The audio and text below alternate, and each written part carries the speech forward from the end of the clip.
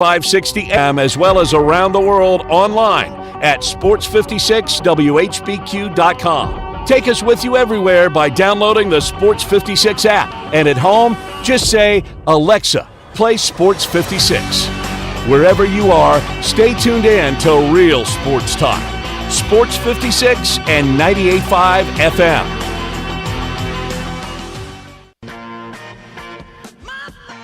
Start your day with Sports 56 Mornings with Greg Gaston and Eli Savoy. Weekday mornings from 7 to 10, right here on Sports 56 and 98.5 FM. We are Sports 56, WHBQ Memphis, and W253DF Memphis, Flynn Broadcasting Stations.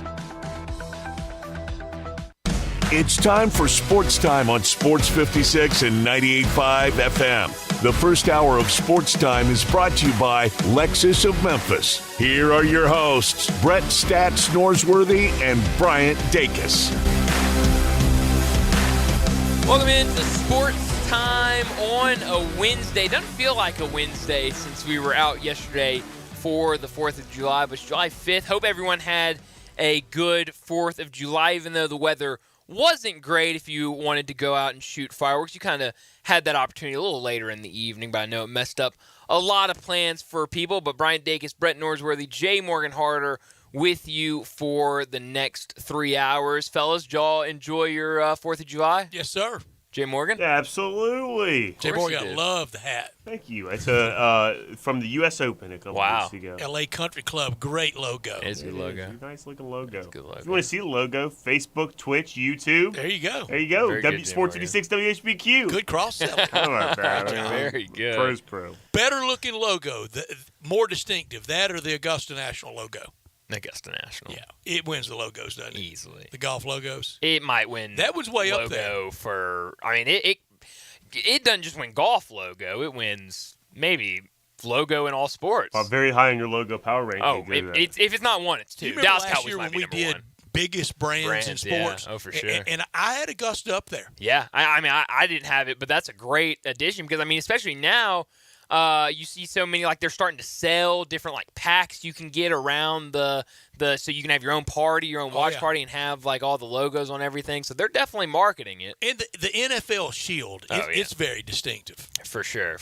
I saw somebody with a NFL shield on their shirt or jacket or something. I thought it was you, but it's not you. I wish it was. You have the Dolphins. I would love to have more just generic NFL gear. Like you had generic XFL gear. I was about to say I'm XFL. starting to regret that decision. But, all right. Well, I've had should have gotten regrets. USFL gear. Trust me, Jay Morgan. In my list of regrets, wearing XFL logo is not as high as some others. I tell you what, the Fair pair of XFL shorts I have, those look comfortable. Knit shorts, they're my favorite. So if they're doing anything right, apparel, they do a great job. But you're right. Today it is. Let's repeat. Wednesday, July 5th. Monday felt like we came up here and did a show on Sunday, didn't it? Yeah, it yesterday I told everyone it feels like a Saturday to me. It did not feel like a Tuesday. John was up here during his show. He said, "Did you see what happened over the weekend?" At least 4 times. Yeah, that's right. It's always the weekend to shine. That's a good point. You got to remember to. At one point, he said, "Did you see what the Braves did over the weekend?" And Jay Morgan was like, "Yeah, they got killed by the brute by the." No, they crushed Miami over the weekend. Oh, that's right. And he goes, "No, they didn't. They lost yesterday." And Jay Morgan goes, "That was Tuesday, John. That wasn't the weekend." That was a great game. Did you watch any of that? The one last night against Cleveland. I didn't see that. I was at an event at by that point. So Cleveland's lineup is better than they can hit a little bit. I like them. I like them quite a bit. A lot of lineups are really anonymous. Mm-hmm. Oh yeah. And Cleveland is kind of one of them. Well, like right now, you go around that infield. They just the Rockies. That's a good one. Rockies is a very good one. The logo they just had for the Rockies. The Athletics. The Athletics doesn't count. It does not. No. Ed Roker's an all-star, by golly. I didn't say the whole team was J.J. Bleday. Two hits last night, 1 run, win the game for the A's. That was awful. Against Skubal. You went on 2 hits. Skuball's first outing back, though, he looked really good in that game. Man, no run support. No run support. Any runs. Some days the Tigers can hit, though. Speaking of anonymous lineups, they've got name brand hitters. They just can't put it together. Who? And I Tigers. I swear, dear listeners, we did not rehearse any of this. You just gave me the greatest opening mentioning the Tigers. So I'm watching the Cardinals yesterday, and Chip Carey. You watched that game yesterday? I did. Yikes! And Chip Carey to Jim Edmonds, just rhetorically, just in booth, in game dialogue, says, "Oh, could you take a stab at who's in third place in the American League Central?" And before he could answer, I'm thinking, I would bet every ounce of gold at Fort Knox, every drop of oil in the Middle East, and every penny I could borrow, he couldn't tell you who's in the American League Central, much less who's in third. And, of course, that quickly he goes, "No, who Chip? I have no clue." He goes, A.J. Hinch's Tigers, third place in the AL Central. That's about like touting being in third place in the NL Central, though, isn't it? Only 3 back in the all-important loss column. Wow. It is a bad division. I mean, but I do like the Tigers. I like their pitching rotation if they're healthy. But among so much that's so bad about Jim Edmonds, the worst is he does not care about the sport. No. Just guess a team. I mean, he was great. I think the greatest center fielder in Cardinals history. Mm-hmm. Yes, ahead of Willie McGee, ahead of Kurt Flood. I think the greatest center fielder in Cardinals history. Mm-hmm. Even on these airwaves, late 90s. Guess where I was, Brian? I'm sitting right here. I would make the case defensively in the American League, he was better than Griffey in late 90s. Really? He was my first love. In the American League, defensively. Of course, sometimes listeners y'all can only hear what you want to hear. Of course. And they made it out to be that I was making a case that the Angel center fielder, Jim Edmonds, was better than Ken Griffey. No, I was not. I didn't then. I'm not now. Defensively, he was. Yeah. I believe it. Swingman. I believe it. Since we're talking about baseball, we've got the Astros and Rockies game on in here. Jay Morgan, I found out last week, is a big bobblehead guy, a collector of bobbleheads. I am too. Oh, good. Both of y'all will be interested in this. The Astros doing a giveaway Friday night, Mattress Mac bobblehead. Sure are. He threw out the first pitch today as well. It's a whole Mattress Mac week thing. Really? I don't know. That's beautiful. It is. And I'm driving in the car earlier. Got Sirius XM going with the Astros game on it. Oh, yeah. And the local Astros broadcast. So just like when we play commercials for Ole Miss for baseball, there are certain breaks that are national, certain are local. So they had the local break or whatever for the Astros, and you hear Mattress Mac selling mattresses. He's out there. No way. I'm trying to sell 10,000 mattresses. We're going to help 20,000 people with sleep deprivation. So if you buy 10,000 mattresses, we're going to get 20,000 people to sleep better. Maybe they'll buy mattresses. I wonder if he's at all involved in this, because at one time, way back, the bowl game in Houston was the Bluebonnet Bowl. Okay. Then the Astrodome gets built, and they dubbed it the Astro Bluebonnet Bowl.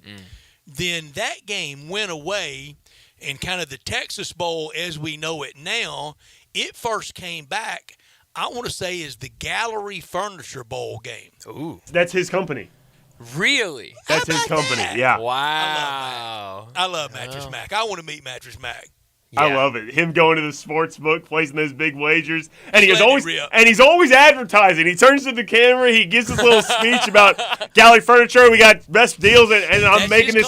That's right, and I'm making this $4 million bet here, or whatever it is. Hit the Google machine on My what years favorite. they sponsored the bowl game in Houston. My favorite is like at the Kentucky Derby or something. They have like the graph, and just right in the background, you always see Mattress Mac placing his bet. And they're like, "Oh, there's Mattress Mac placing his bet right now." And they always got to point him out. They love. They almost had a GoPro on him this year. Sure did. 2000 and 2001, the GalleryFurniture.com Bowl. Wow. Yeah, everybody was .com in those days. Everybody wanted to get The first one, how about this? First one was ECU and Texas Tech, so you at least get Mike Leach in that one. Second one, TCU and the CUSA at the time against A&M. I mean, making Texas matchups like you wouldn't believe.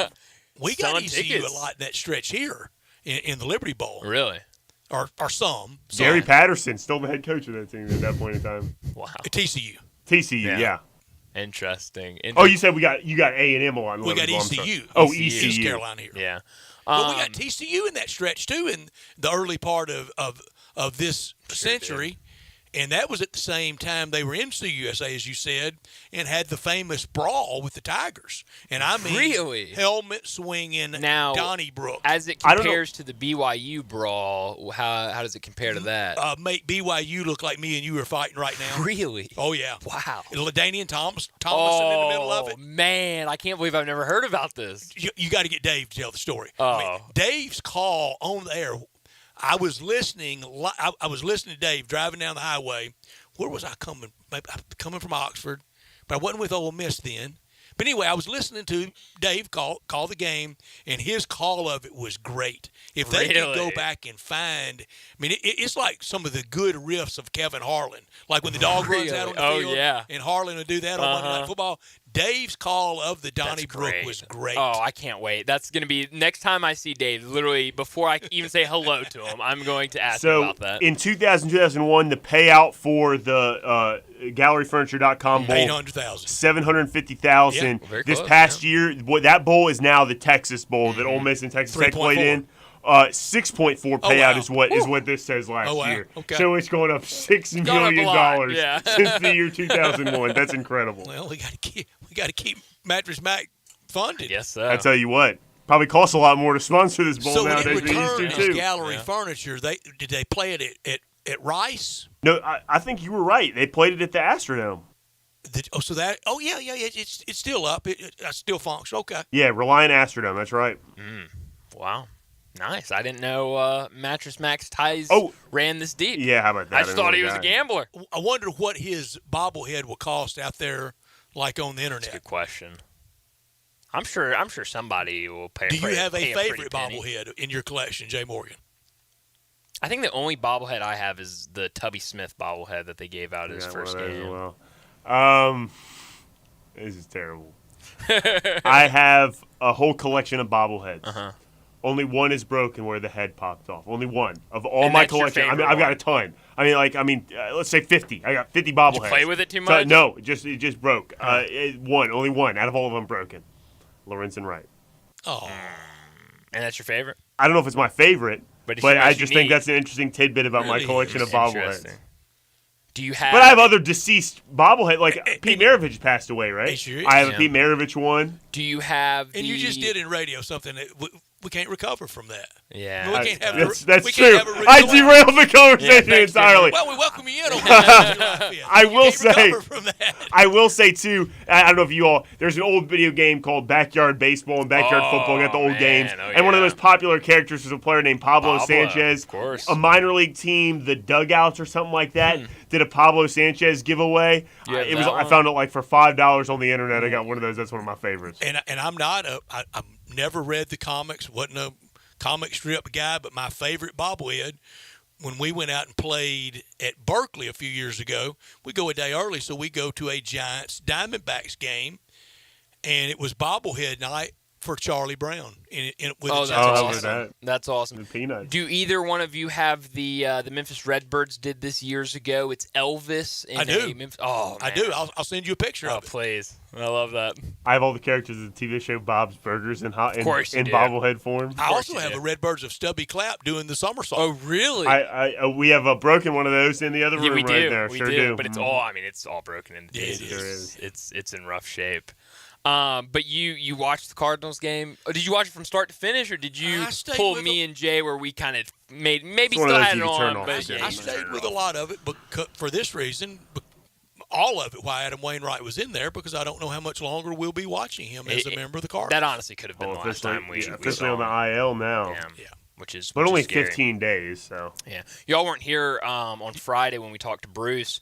Bruce said that he thought maybe one more showing, and then he goes, I wouldn't be surprised if he goes on the IL or if something happens to him. And I said, you think it'll be before All-Star break? And he goes, yeah. Yeah, it's bad. This year, the Cardinals have been in last place 71 out of 98 playing days. Good Lord. 71 out of 98. That's not my big number of the day. That's just a number. That's just a number. It's a sad number. A big number as well. Depressing number. And sad, isn't it? Sure is. Now we know how Cubs fans feel all the time. Ooh. Had to get a shot in there, man. Oh. You know what's crazy, though, is even though the Cardinals own that moniker of being the team in the last place the most in the NL Central, I still think the Cubs are probably more likely to sell than the Cardinals are, just because the Cardinals don't sell. They've never sold it that I can remember. This time. Have you ever seen in my lifetime? Never. So just the last 30 years, they've certainly never sold. Yeah. May not buy, but they don't sell. Right. Exactly. Yeah. But I think, except for Arenado, I think it's full eject, including Even Goldschmidt. including Really? Goldschmidt. Wow. Because you got to give to get, guys. Tommy Edman, and I'm not opposed to it for this reason. If you get rid of him now, you get a lot more than we get 2 years later, and he becomes Matt Carpenter. Selling Matt Carpenter would have been a lot better after 2016 than it ended up being, wouldn't it? Yeah. I think you got to sell while you've got value in them. I have to see it to believe it. True. Just because it's never happened. Well, You the know, Yankees did it in 2016, and it won the Cubs the World Series. Sure did. All they're selling. Yeah. But, whereas the Cubs have shown that they're willing to be terrible. They've shown that before. yeah. That they're willing to sell. I think there are teams that would be in. If the playoffs started today, they would be in the playoffs. That they're looking at selling because Really? they know it's really not a winning. Are the Angels? What No, should I the don't Angels know be what doing? No, nothing. They should be selling. They should be selling. They've won they've lost 4 or 5 in a row. They're starting that slide. And now kind of a mountain of injuries. Oh yeah, just yesterday, 3 injuries. Yeah, so I mean, you're right. But there are a couple other teams. I mean, the Dodgers. Is this really a go for it year? And that's why next week during the All-Star break, while we're enjoying All-Star festivities, or if you don't like baseball, it's just not in front of you all week. Those meetings that start Sunday night inside the inner workings of a baseball franchise. Yeah. I mean, it's big decision time. But the deadline isn't until August anymore, right? August 1st or 2nd, I think. Yeah. First week of August. That's It's only a month away, I suppose. two 3 weeks. Yeah. By the time next week we're talking about it, and you're right, it'll only be a couple Boston, weeks. are they really in it? No. No. You're right. I mean, But if the playoffs started today, Boston would be in the playoffs. But is it really a go for it time? that's a good question. You might be right. I mean, there might be some of those teams. I think the Angels is the big one. I know, obviously, all the talk around Shohei and what they decided to do with him, but Any Javon Quinterly sightings around town? I haven't seen them yet. No, I neither. No, it was only who was it that? Oh, Kendrick. When Kendrick came on his visit, he accidentally posted his whole itinerary. And so I wanted to follow him around town, and That's right. I think we hosted for Dave that morning, did. and we told advocated people to go bother him and harass him on his visit. Probably not a good decision. Hey, Great use of the public airways. That's right. he did become a Tiger, though. He so did. Maybe They got him. Maybe it worked. All credit to y'all. I mean, what can I say? So yeah, so supposedly he's here. I haven't seen him yet, but I hope they do enough to get him. But let me set up today's show before we get into top and not top story of the day at 3:30. Football season, it's going to be here before you know it. I mean, we're already in July. We're going to have some media days this month, and we're going to rank the AAC. Who's the Big 12 think they are releasing all conference teams today? A little too early for that. Let's slow down. Don't they know SEC goes first on stuff like that? Exactly. Who do they think they are? Well, now, you pull what a lot of college basketball conferences started doing the past couple of years, where you put more than 5 players on the first team, so you'd put more than 11 players on the first team. I mean, the nerve make of like them. 15, Yeah. and then you'll just, it just means more. But we're going to rank the American Athletic Conference football coaches, so 1 through 14 with the 6 new teams in the conference. That'll be fun. I had a good time ranking these, and maybe I feel like I had 1 or 2 coaches a little bit higher than maybe y'all had them, but I've got faith in them in year 1. 3:45, we'll talk some Grizzlies. Summer League is officially underway for them. They played Monday night. They'll also play tonight. Some other news going on with the Grizzlies. We'll get to that at the end of this hour. 4 o'clock, we'll talk some golf and make some picks with John Goen from Timber Trust. 4:30, we'll get into some more baseball talk. 4:45, we'll get to big number of the day. 5 o'clock, he's joining us a day early this week. Keith Smith is going to join us to talk some NBA. He's from Spot Track. 5:30, we'll get to what's trending, and at 5:45, we'll wrap up today's show like we always do with Taco Bell Crunch Time. But we're sitting in the Family Leisure Studios where family and fun come together. The summer clearance sale is going on right now. Family Leisure needs you to help clear out their inventory. All DIY pools, $1,000 off. Special 24-inch round pool, less than $2,000 off. Select play gyms only $18.99. Patio furniture up to 30% off. Spas in stock and up to $12,000 off. 24-month same-as cash financing is now available. So get over to Family Leisure, 2120 Whitten Road, just north of I-40. He's Brian. I'm Brett. Our producer is Jay Morgan Harder. We're Sports Time, and we want you to be a part of it at 901-360-8255. One-stop shopping for texting, for calling, 901-360-8255. This hour brought to you every day by Lexus of Memphis, the one and only Lexus dealership in town at 2600 Ridgeway and online at lexusofmemphis.com. Call them at 901-334-9673. Great offers on all 2023 models and always special leasing options. Drive in luxury and confidence knowing that every new Lexus comes with complimentary first and second maintenance services. Stop by today at Lexus of Memphis at 2600 Ridgeway and put yourself in the driver's seat of the all-new 2023 flagship LS500. You'll be driving in style. When you purchase a Lexus, you get top-of-the-line engineering and design that makes for the luxury driving experience. Online at lexusofmemphis.com.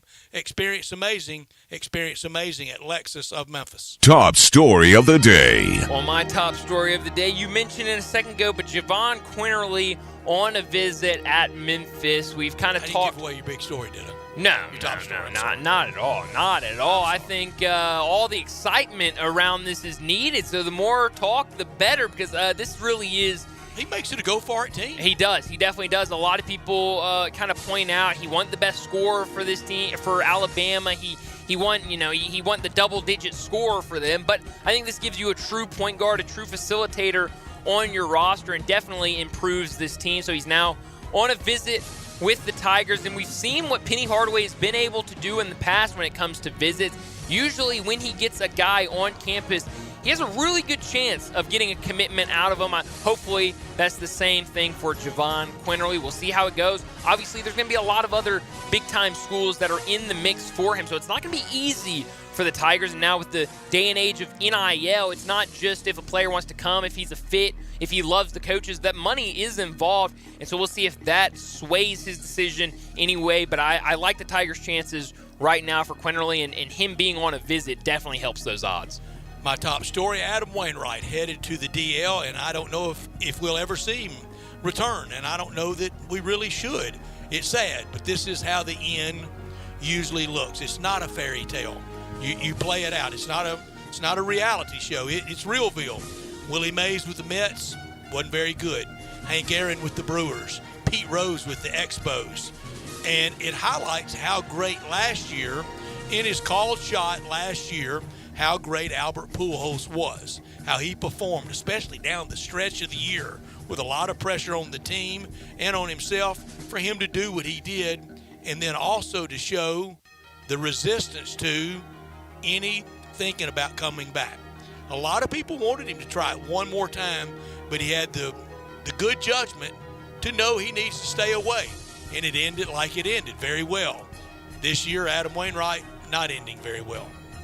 Not top story of the day. Well, I'm sticking right there with my not top story of the day, because it's really been sad to watch Adam Wainwright over these last 3-4 starts. He just hasn't seemed to have it at all, giving up a lot of runs. I mean, yesterday, 3 runs in the first inning, and I mean, it's Breaking just ball doesn't break. It doesn't Fastball's break. not fast. Nope, and it's just, like I said, sad to watch. I mean, it seemed like last year was All that speed, slow speed. Yeah, really. But it seemed like last year was kind of that all 3 of these legends for the Cardinals going out one more year, going out as a group, kind of the way it was meant to be.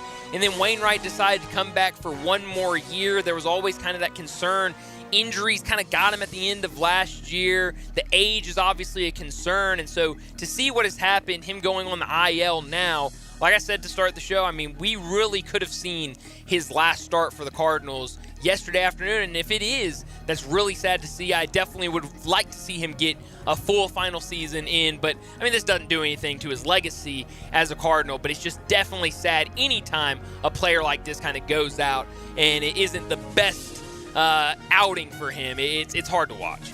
Even Bob Gibson's end was ugly. Yeah. Even for Bob Gibson, the greatest Cardinal pitcher ever. My Not Top Story conference realignment has never been quieter than it is right now, which usually means here comes the bombshells. San Diego State they kind of pulled the reverse Rutgers. Rutgers, the luckiest team ever in conference realignment. San Diego State flirting with being the unluckiest. They fired a warning shot that didn't scare anybody. Now they're having to crawl back to the Mountain West Conference. Mountain West Conference for a few days there said go pound sand, but now they're going to take them back. You better have your deal locked up when you go threatening somebody if I can go somewhere else. Yeah. Well, and what was it? Their athletic director was like, were you serious when you said we had to pay the full thing? Is that a joke?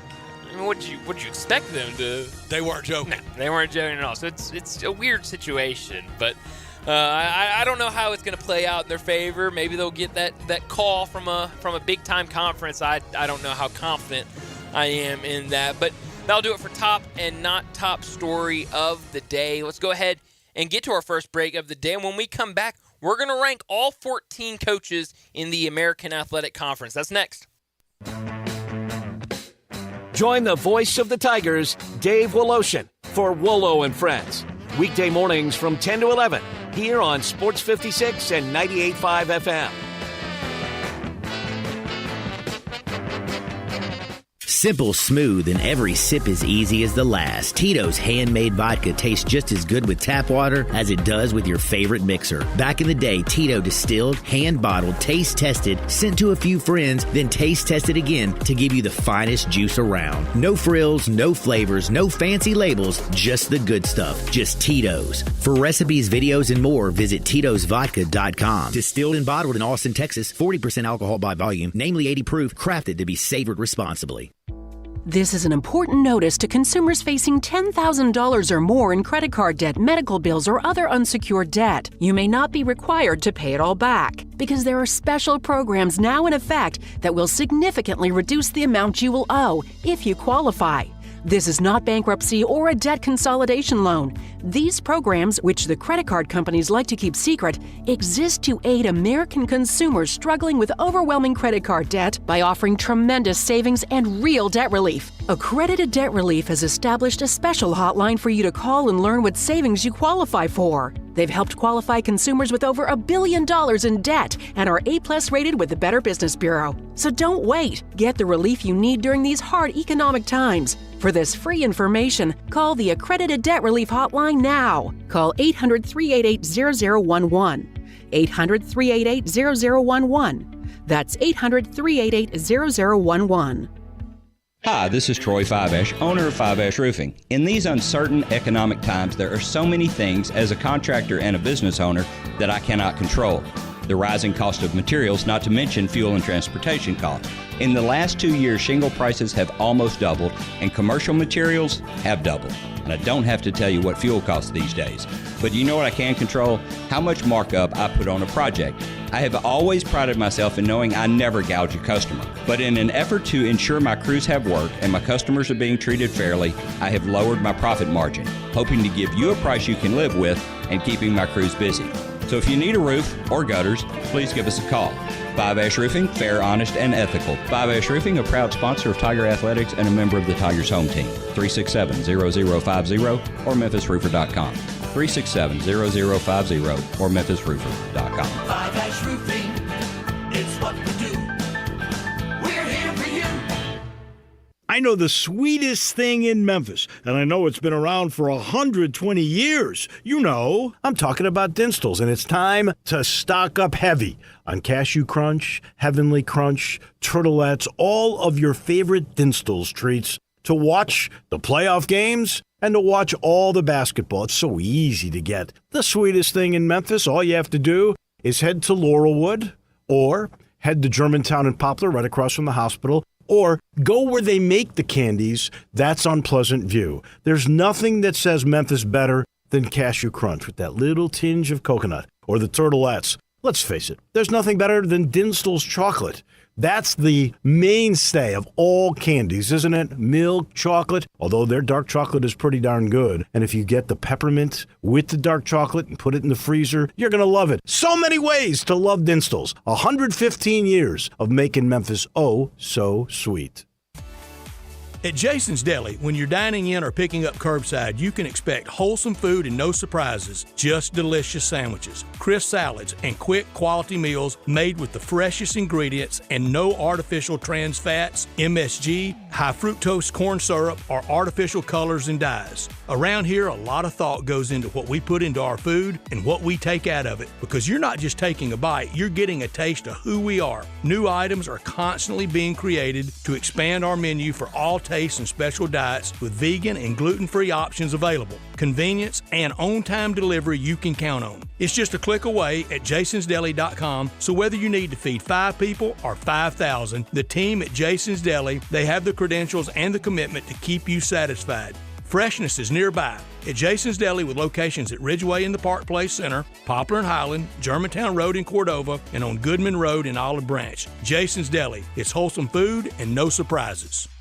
Now back to Sports Time on Sports 56 and 98.5 FM. This hour is brought to you by Lexus of Memphis. Here are your hosts, Brett Stats Norsworthy and Bryant Dacus.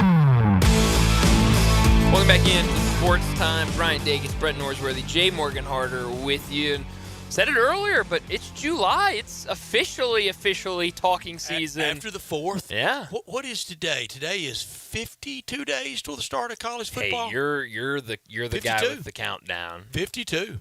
How about that? We're about to be under 50 days. That's hard to believe. Friday will be 50. Wow. Saturday will be 7 weeks, which sounds a lot better than 49. Sounds a whole lot better than and I wanted to do this exercise today. We may do it a time or two again before the season starts and when the season starts. But I wanted to do this today to highlight how well now Ryan Silverfield ranks with this is his peer group. Mm-hmm. This is the league he's in. Oh, absolutely. And I always say it about whether it's Tiger, especially in football, Tiger football recruiting, I don't care about that national number. Yeah. I don't care. No. Now, if it got into top 20, top 25, then you really then you know what the league number is going to be. Right. It's going to be 1. Yeah.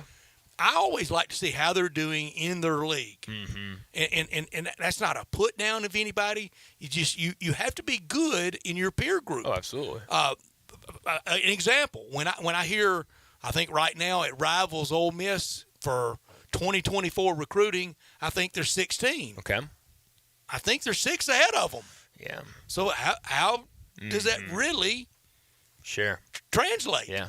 Especially in a league like the SEC. If you're going to join the Mountain West, it's pretty good. But they're not going to. So I wanted us to do this today because we know the pressure on Ryan Silverfield. We know the pressure on the Tigers this year as it relates to his job status.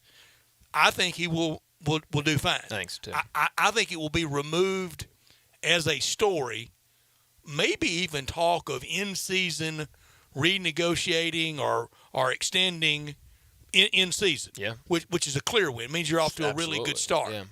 A spoiler alert, I got the Tigers starting 5-3, but really finishing strong. Okay. Really finishing strong. And in that role of finishing strong right before the December recruiting, that's when you got to give a new fat deal. Yeah. You just do. And where he stands and where he will stand at the end of the year if he gets to the number or past it. Sure. So who wants to start? I'll go first. Okay. Number 1, champions of the Cotton Bowl, Willie Fritz at Tulane. The job he's done, I think it speaks loudly and strongly, speaks for itself. Number 2, Jeff Traylor. Number 3, Tom Herman. Yes, I know, but Tom Herman, pretty good football coach. 4, Ryan Silverfield, right there at 4. 1 spot ahead of Rhett Lashley. I know SMU won the head-to-head last year, but I also know Ryan Silverfield's been around longer and I think has more to him than Rhett Lashley, even with that great, Gus resume that Rhett Lashley loves to tout. Number 6, he's standing at 0-0, but he does have a Super Bowl ring, Trent Dilfer. Number 7, Mike Houston. 8, Eric Morris at North Texas. If you didn't, no relation, I don't think, to Chad Morris. You better hope not if you're a North Texas fan. Number 9, Kevin Wilson at Tulsa. 10, Stan Drayton at Temple. 11, Alex Golish at USF. 12, Biff Poggi. Is it Poggi or Poggi? Poggi. And he has a great personal story, but tough job at Charlotte. Number 13, Brian Newberry, with a really tough job with who he's succeeding and at the Naval Academy. And 14, Mike Bloomberg, Bloom something. Your list is I love it. Is miles apart from my list. I love his list. We got a lot of differences. There's going to be one thing I like in particular. I don't want to spoil anything, but there's going to be one, Brett, where you and I are simpatico on it. Go ahead, Brian. You go next. Maybe so. I can't spoil anything, but maybe. Wow. Bryant? All right, I guess I'll go now. I'm going to start from 14 and work my way up. 14, Brian Newberry at Navy. I think it's a tough job. I mean, they're going to get away from that triple option. That's really tough. They will regret moving on from Niumatalolo. And I think when we get through this, I'm gonna make the point, Tiger fans, it's not always greener. Yeah. Even if it came in at 7 or at 8, you might want to hang on to Ryan Silverfield. I'm sorry, go ahead. No, you're absolutely fine. 13, Mike Bloomgren ahead of 14, but not by much. So it rolls like Holmgren, Bloomgren? I have no idea. We're just guessing. I don't know anything about him. All I know is he's the head coach at Rice. So you're bottom 2 in mine. Again, in my life, I'm talking Rice football. Yes. How does this happen to me? Yes. 12, Stan Drayton at Temple. 11, Trent Dilfer at UAB. I got him at 6. Kind of low on him. 10, Eric Morris at North Texas. 9, You know of no relation to Chad, do you? Not that I know of, no. 9, I've got Biff Poggi. I'm all in on Charlotte football. I was all in on Charlotte basketball last year. A lot of changes to that Do basketball you know program. the Poggi background, the story? I know some of it. I don't know if I know the whole thing. Hedge funder, wasn't he? Wall Street I think guy, he wasn't was, yeah. I can look it up. I think so. Yeah. I'm all in. I mean, he has gone in there. Recruiting has gotten much better already. He's calling out some of the big wigs of Charlotte who, claim they want to have be a big football city and aren't, putting a lot of money into Charlotte. So I'm all in on Biff. So I have him at number 9. 8, Kevin Wilson. 7, Alex Golish. I'll at Tennessee. I'll take that, and I think USF can. Yeah, he made him better, so I'll put him at number 7. I've got Ryan Silverfield at number 6, but I think he's still really good. All right, I was 4, so right now our average is 5. Yeah. We'll see if Jay Morgan raises it or lowers it. Number 5, I have Rhett Lashley at SMU. Same. Yeah. 4, I've got Mike Houston at ECU. We've kind of talked about that ECU. I thought that ECU team was really good last year. I love his material. Yeah. I'm scared of him. That's a good point. So we'll see what happens this year for him. 3, I've got Jeff Traylor from UTSA. 2, I have Tom Herman at Florida Atlantic. Maybe some questions there, but I've seen what Tom Herman can do in the American. Haven't seen. But is this the American he did it in? Good question. Maybe he did it in a better American, so even more of a reason to put him at number 2. Jeff, you're going to have to prove you can win in the American. And then, of course, number 1, Willie Fritz. Jay Morgan? You went bottom to top. Sure Brett did. went top to bottom. We can do either way. Hey, but Brett also went top to bottom. I'm just a bottom to top I want to go. every list. I usually am too, but I'm going to go top to bottom here. Hey, do you? Number 1, Willie Fritz. We all are in agreement All on in Willie agreement. Fritz. How about that? Consensus number number 2 Is it heat of the moment for the Cotton Bowl win? I actually thought about that when I wrote it down. I was like, think we're so. all going to say this. Everywhere you look is going to say this. Yeah. However, is it just one win? Won 2 games 2 years Yeah, ago. weren't people questioning Yeah, whether or but- not he could even keep his job or something like that? Yeah, but you've seen that culture turn around at Oh, have I? Tulane. You might, maybe not, but I have.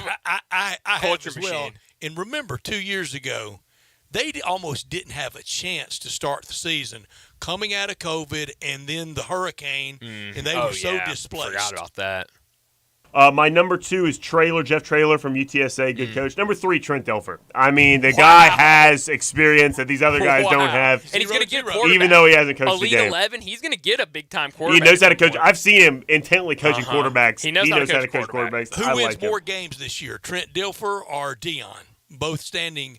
Well, Dion has coached at FCS. Take Trent Dilfer. I love it. Sure. I'm in. Can I go equal? They probably neither of them won't win very many, probably. No, right? but I mean, I think UAB has a good year. I think Really? I haven't looked at UAB's schedule. But I'm sure it's not as tough as Colorado. 4, Tom Herman. 5, Mike Houston. 6, Silverfield. So Wow. you 2, 6, 1, 5. Is that what we did? There we right. go. A lot of numbers you just threw out there. 7, yeah, I did. 7, Rhett Lashley. 8, Kevin Wilson. And I don't think any of them were accurate. I was a 4. So not even accurate numbers. I'm just saying numbers. 8, Kevin Wilson. 9, Alex Golish. Yeah, You enough. corrected everybody now at this point. 10, Mike Bloomgren. Yeah. 11, Eric Morris. You have Mike Bloomgren at 8? At 10. 10 still. 10. Is that too let's high? Let's just agree in the double digits for the AAC, it gets shaky. Well, does here's get the shaky. thing. 14 is Biff. What? And I love Story, great investment manager, all that stuff. His name's Biff. There's a history of Biffs being a laughingstock. No disrespect to anybody listening if their name is Biff. Love Biffs. But Biff historically is the name of like the guy you poke fun at in like a Broadway show or an old TV show or something like that. And for that reason, Biff has to be 14. He had to go wherever he went in 7th grade. It had to be a place that required a tie. Oh, yeah, 100% for Biff sure. went someplace that required I'm all time. in on Biff. I don't care what y'all say. Name a great Biff from baseball. Well, not great, but name a Biff from baseball. I couldn't do it. Couldn't do it. He twisted Biff my arm. Pocoroba, catcher for the Braves, Wow. late 70s, Of course, early Biff 80s. was a catcher. He's probably a stocky fella. I mean, that's Biff. Biffs are always stocky fellas. Runs like a catcher. That's right, exactly. So that's it for me. That's it. I feel like we missed a couple numbers. Well, I skipped down because, quite You're at frankly, 10, I don't and you're know at these 14. fellas too Yeah. intently, So you but I just knew I skipped wanted to say I want Biff last. Biff is 14 So we for got me. 14 from us two, maybe like 11 or 12 from you. So what was his job on Wall Street? You're right. He was an investment banker or something like, or investment manager. And then I he just was- looked he it up. I was got it most eliminated. recently at Michigan, wasn't he, before taking over at Charlotte? He worked Big brain guy. He worked as like offensive assistant. Like he was a high school coach that had a good relationship with Coach Harbaugh, and he would be an off-field analyst with Harbaugh. I guess that just means they would go to breakfast and have meetings about So he football. hasn't done any on-field football Well, he was a stuff? high school coach at Gilman School for 20 years. But he hasn't done. Guarantee you, Gilman School, they wear ties. And at 3 years at St. Francis Academy, both independent private schools in the Baltimore region. And that's about it. But he hasn't done any on-field for college. Investment manager is what it I might says. want to take back Private my equity hype banker. I on love Biff those Poggi. guys. Private equity banker. He can sell program, though, Yeah. that's for sure. I've already seen that. He was a Citadel assistant in 1987. Oh, how about that? I'm back. Citadel assistant? You Played got me. O-line at Pittsburgh. Pittsburgh? Give me a year. But he also says his alma mater is Duke, so I'm confused here. Well, I'm sure he went to like grad school at Duke. Give or me years something. he played line at Pitt. 78 and 79. Oh, that was Dan Marino. That was right before. Oh, he Marino. protected his blind side. Maybe. It doesn't say that what wasn't position. Marino. That was Matt Cavanaugh, and that's when Jackie Sherrill was head coach there Really?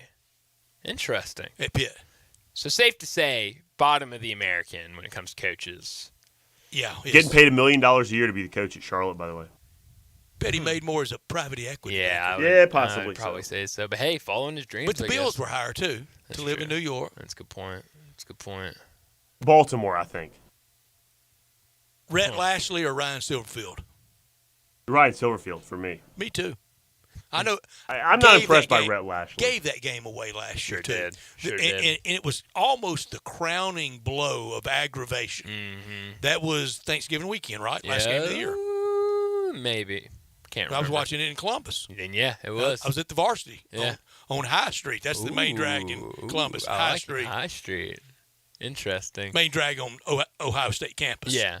Yeah, I don't know. I mean, I'm more of a what have you done for me lately type of guy. So I had to put Rhett Lashley ahead of Ryan, but I think Silverfield moves up. I think he can move up a lot this season. How many games? Speaking of numbers, we got the number for him to, keep his job. Mm-hmm. How many games he got to win to jump in the sweepstakes for other jobs Oh, I think you have to win to get in double digits. 10? 10 or 11, yeah. Maximum. Take that, administration. Won't that be something? Wouldn't it be? Everyone's talking about fire. You go out and win 11 games and you go somewhere else. I'm in the carousel. Shoot. I think I'd rather just have an extension and let's talk extension and get you wrapped up and let's do it again next year. I love Silverfield. I mean, I hate some of the hate he gets, but I do too. I think You hate. Who doesn't hate I hate? hate. You know what the bumper sticker says about mean people? What's that? I can't say that word. Oh, well, I hate, but I love. Jordan love, that is. Love. I'm sorry, I totally derailed the conversation by saying that, but if I'm going to say I hate, I had to say I love. You know who loves Jordan Love is Good Morning Football on NFL Network. Oh, yeah. So does Johnny Radio. Guess- I don't quite understand it. Guess what? DirecTV Stream is getting NFL Network. Wow, great news for you. It's great news for me. That's excellent. Found that out today. This morning, early, and I mean early, they had the feature with the late George Allen's daughter hosting a big feature on the defensive lineman in the 60s for the Rams. Really? Mm-hmm. Interesting. Merlin Olsen. They've got some good stuff on NFL Lamar Network. Lundy, Deacon Jones. Yeah. Rosie Greer. Told the story of Rosie Greer being Bobby Kennedy's bodyguard that night. Ooh. That night. That was probably fun That to early watch. morning. It was great. Yeah. Man, I might have to go find that. That sounds fun. Well, let's go ahead and get to a break. And when we come back, we'll talk a little bit about the Grizzlies offseason. That's next on Sportstime. Broadcasting from the Family Leisure Studio, we are Sports 56 and 98.5 FM. Attention, everyone. Family Leisure needs your help clearing out their inventory. Let me say that again.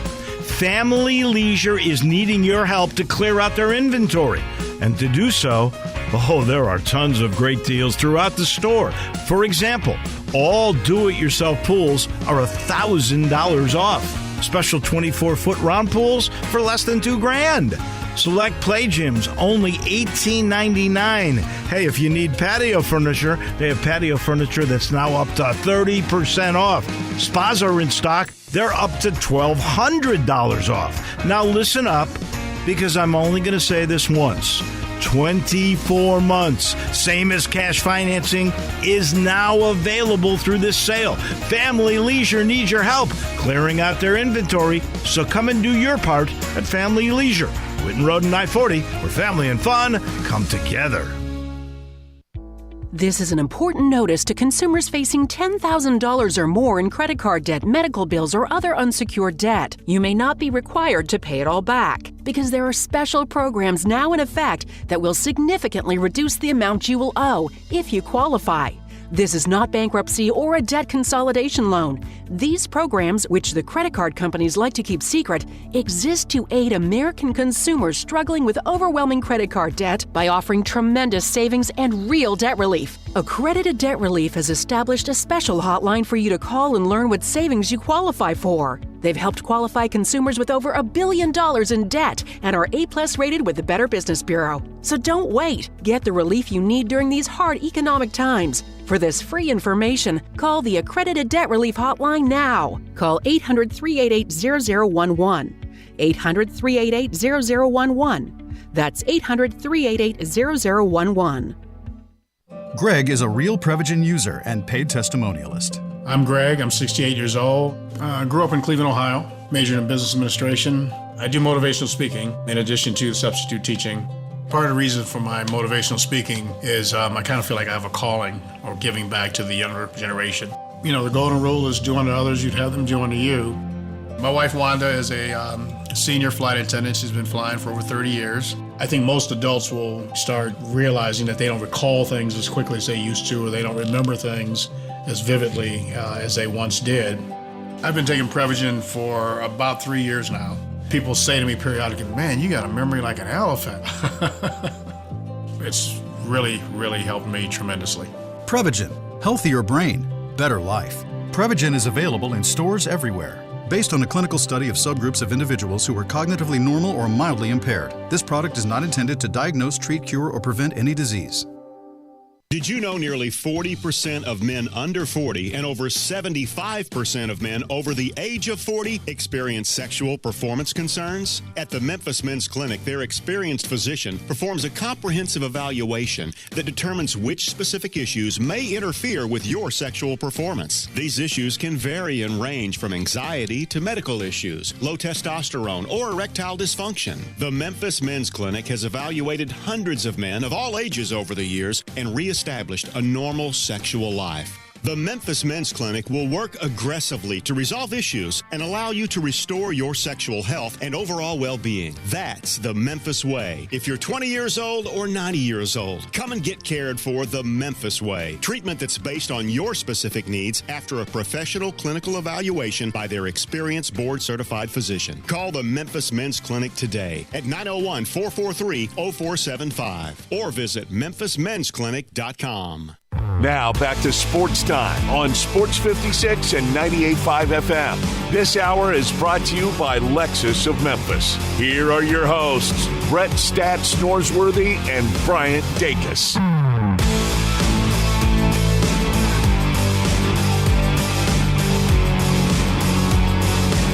Welcome back into Sports Time as we wrap up our first hour on this Wednesday, even though feels kind of like a Monday, but it's a Wednesday. And the Grizzlies, their summer league has officially started. They're playing in the Salt Lake City Summer League before traveling to Las Vegas. GG Mania? I mean, I don't want to take a lot from Summer League games, but... You don't want to get too many Manias? No. I mean, it's fun watching them. What would a guy have to do for you to get Summer League Mania? I'd go out and score like 30, or I don't know. I mean, you'd have to do a lot. I don't take a lot from Summer League. I don't either, especially now. He wouldn't be this, but even if you're first round, okay, you're supposed to be kind of doing that. Yeah.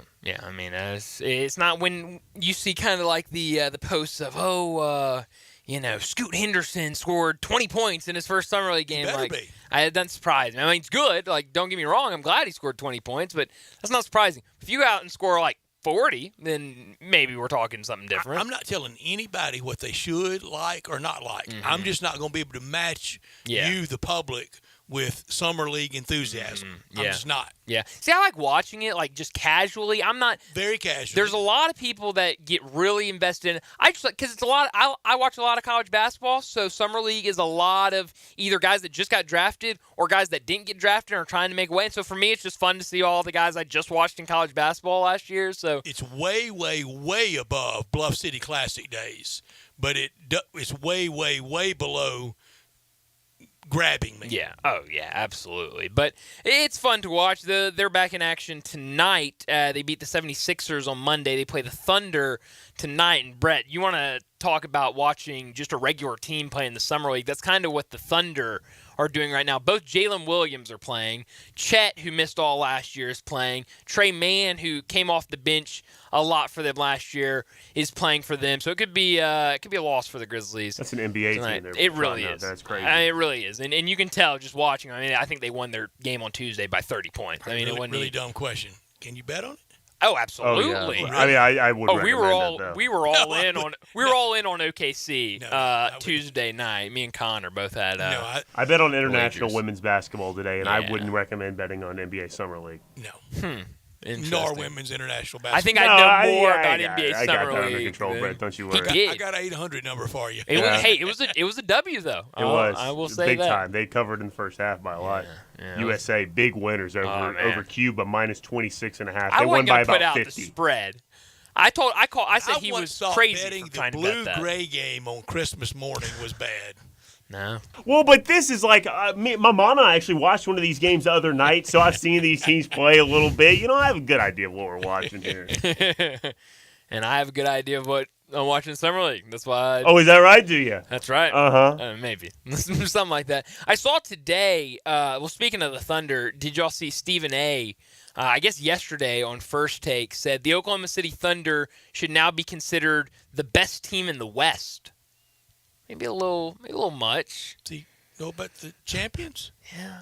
I love Stephen A. I do too, but there's several teams in the West. The Lakers made the finals. And that Phoenix kind of just built another big three. Sacramento really building. Okay. But hey, best team. I'd say maybe best young team in the West. I don't mind taking a stab at Oklahoma City.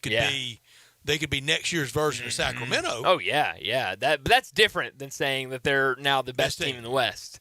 Hot takes have made him a lot of money. That's very true. I mean, he's not paid to sit there and say, I think Denver repeats. Yeah. But I that one kind of raised my eyebrows. I do love the Thunder, but it raised my eyebrows a little bit. The other thing I saw today, it looks like the Grizzlies have serious interest in going after Kelly Oubre Jr. this offseason. Always. He's mentioned in every deal all the way back for the Grizzlies. Oh, absolutely. I mean, if Kelly Oubre is never a Grizzly in his career, that's going to be the biggest. I think there should be a special note at Basketball Ref of he kind of was a Grizzly. Kind of was a Grizzly. Halfway a Grizzly. Spent half his year maybe a Grizzly.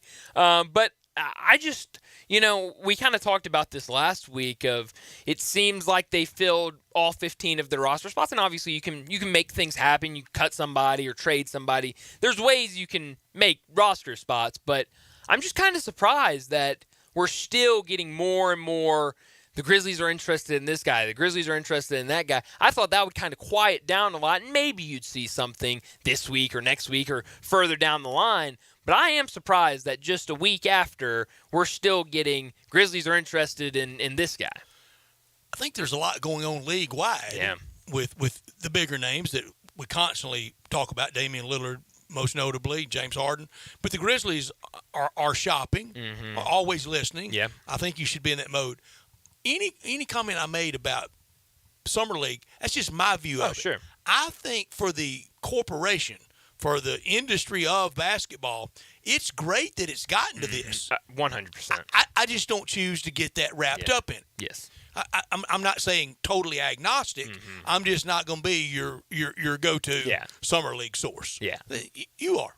But we are going to talk it, especially when interest warrants. Of course, absolutely. But the Grizzlies. If you want me to break down the Pacers Summer League team, can't do that. I'm sorry. Can't do that. But no, you're absolutely right when it comes to the Grizzlies and kind of the moves. I mean, they said that they were going to be aggressive, and so I think this is clearly showing that they're going to be aggressive this offseason and that, they could pull out some moves. They've already pulled out some moves that I think surprised us.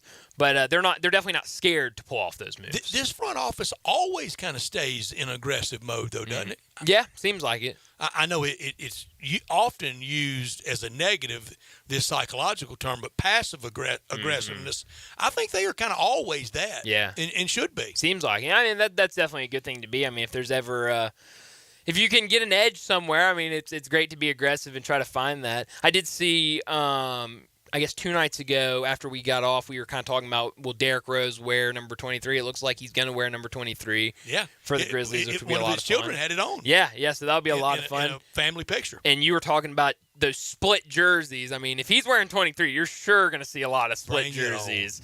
And maybe even some better ones. Do you have to make that yourself? Is that a homemade job? I'm sure you can order it somewhere. I don't think it's you can homemade. So you could get split Kevin Love and I'm sure and Cleveland Cavalier Days jerseys? Maybe. I'm not sure. I think maybe. I don't think I would be the one to break out the split jersey, but I would like it on people. I found a 3 split jersey for LeBron. What number? 6 or 23? So on the front it's 6, on the back it's 23. So both. But that one probably poorly made. It's only about $70. Only 70. Only 70. So maybe kind of poorly made. But I don't think you can just readily go get it. I'm sure you can find somewhere that makes it, though. But let's go ahead and wrap up this hour and get to a break. And when we come back, we'll talk some golf and make some picks with John Goen from Timber Trust Golf. That's next on Sports Time.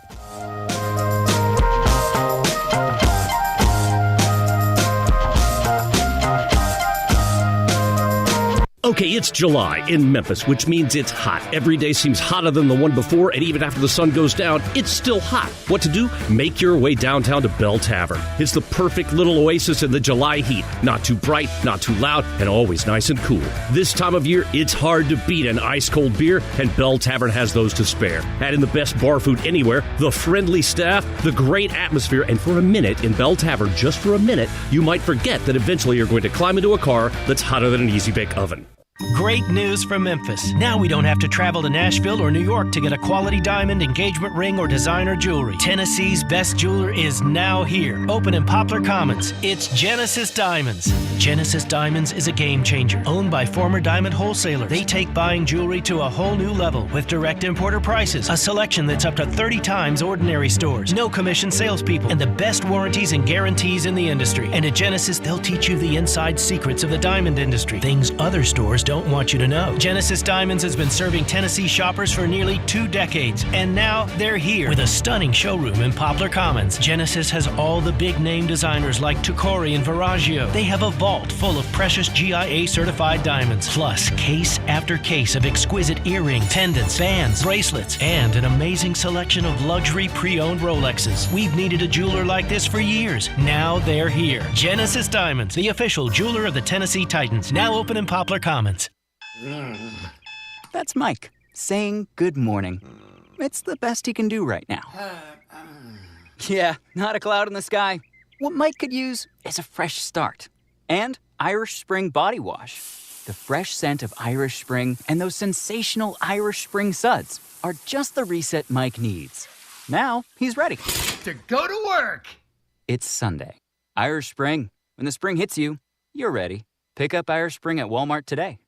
I'm Gary York. I'm the service director at Lexus in Memphis. Our service department wants to be more than just a place where you get your oil changed. We do glass repair, windshield replacement, recalibration of your camera and sonar systems, even wheel repair, tire replacement, all the things you would expect from a luxury automotive dealer. Please check out our website. You can schedule your appointment, check out our specials, hours of operation, or if you'd like to do it in person, please reach out to one of our associates at 901-271-5199. I'm with John Burgos from the world-famous Rendezvous in the Alley since 1948. Brett, we have catered parties all over this country and all over the world, from Singapore, Australia to Central Park in New York, but many people don't realize how much we do locally. For holiday events, office parties, tailgating, birthday parties, you can't do better than the Rendezvous. For example, you can get a cheese and sausage tray for 15 to 300 people for $3.75 a person. You can even build your own nacho bar for $10.50 per person. All you need is a minimum of 15 people. In many cases, we can arrange delivery and full-service catering. We've even made it easy to get to-go items. You can just park at our front door in the alley, put on your flashes, and we'll get you going ASAP. For all your catering items and prices, go to hogsfly.com, click on menu, and drop down to catering. Thank you, John. The Rendezvous, Mr. Charlie Burgos' Rendezvous in the Alley since 1948 and celebrating its 75th year. Do you know one of the best things you can do for your employees or family's health? Provide Arctic Clear bottled water. Arctic Clear bottled water is your locally owned and operated bottled water provider. Arctic Clear is 100% natural spring water with free delivery and setup, dependable service, and no long-term contracts. What an easy choice. Call Jeff Manus today, 901-382-2363, or visit arctic-clear.com. Arctic Clear bottled water. Call now, 382-2363. That's 382-2363. We are Sports 56, WHBQ Memphis, and W253DF Memphis, Flynn Broadcasting Stations. Now back to Sports Time on Sports 56 and 98.5 FM. Here once again are Brett Norsworthy and Bryant Dacus. Welcome back into Sports Time. Bryant Dacus, Brett Norsworthy, Jay Morgan Harder with you, and joining us now to start our second hour, John Goen from Timber Trust Golf joins us to talk some golf and make some picks. John, thanks for joining us. How are things down at Timber Trust, and how was everything yesterday for the 4th of July? It was good. It was good. We had a great time. We had our inaugural Fish and Chip Classic, 4-person scramble. Had a sellout group for that, so that was it was a fun day. Had the folks from Two Crazy Fellas come out and do some catfish and fries and stuff like that. So really enjoyed it. Great food. They do a really good job. And you know, they kind of started everything up back around COVID time with a little food truck, and then have a little standalone store down there in Olive Branch. So Christine and I have been there for dinner a couple times, and really kind of got a brainstorm of something a little bit different to do from a food and beverage perspective for our event. So it was really good, great time. Everybody really enjoyed themselves, and then just kind of gearing up. It's that time of year, obviously. So greens verification is on Monday, and so kind of just getting everybody ready for that. And no real complaints. Definitely gotten some rain over the last couple of days, so taking a break from irrigating everything. But can't be happier with the continuing improvement conditions and stuff like that. So it was a great Fourth. We really enjoyed ourselves. John, I was watching the radar last night, and I swear it looked like your golf course was the center of the bullseye for the rain. Yeah. So an inch and a quarter, and I don't know. I think it was well under an hour. Wow. From what I kind of heard. You'd saw prefer a few it not pictures. to come in one throw like that. Yeah, it's crazy. I mean, it happened even the other day. I mean, so we're an inch and 3/4 now in 2 days. It's so and literally got a half an inch of rain in probably 20 minutes the other day. It's just our as you well know, Brett. The rain either comes in a bunch or you're sitting here begging and pleading for it. You sure are. And you're not quite sure which way to take it right now. But I will say, being early July, it's always good to get a little bit right now, because you're always kind of dealing with the other side of things. It feels like here at some point. So I'm waiting for the next 6 to 8 week drought that'll happen probably here within the next couple of weeks. Today feels like Monday, but it's Wednesday. That means tomorrow's the scramble. Tell our listeners how they can get in on that fun tomorrow and this weekend to book a tee time. Yeah, scramble tomorrow night. So you can call us 662-895-3530. No real carryover there, but still an enjoyable way to continue to kind of, I guess, kick off this short week, or that everybody's what is it? kind of taking with the holiday. What was Monday? Was it Sunday? What's today? Yeah. I can't keep track. I mean, my wife and I were just talking about the garbage, and you're like, no, I don't think the garbage goes up Roll it today out just in case. Schedule, I mean, can sit out there for one more day, I guess. Yeah.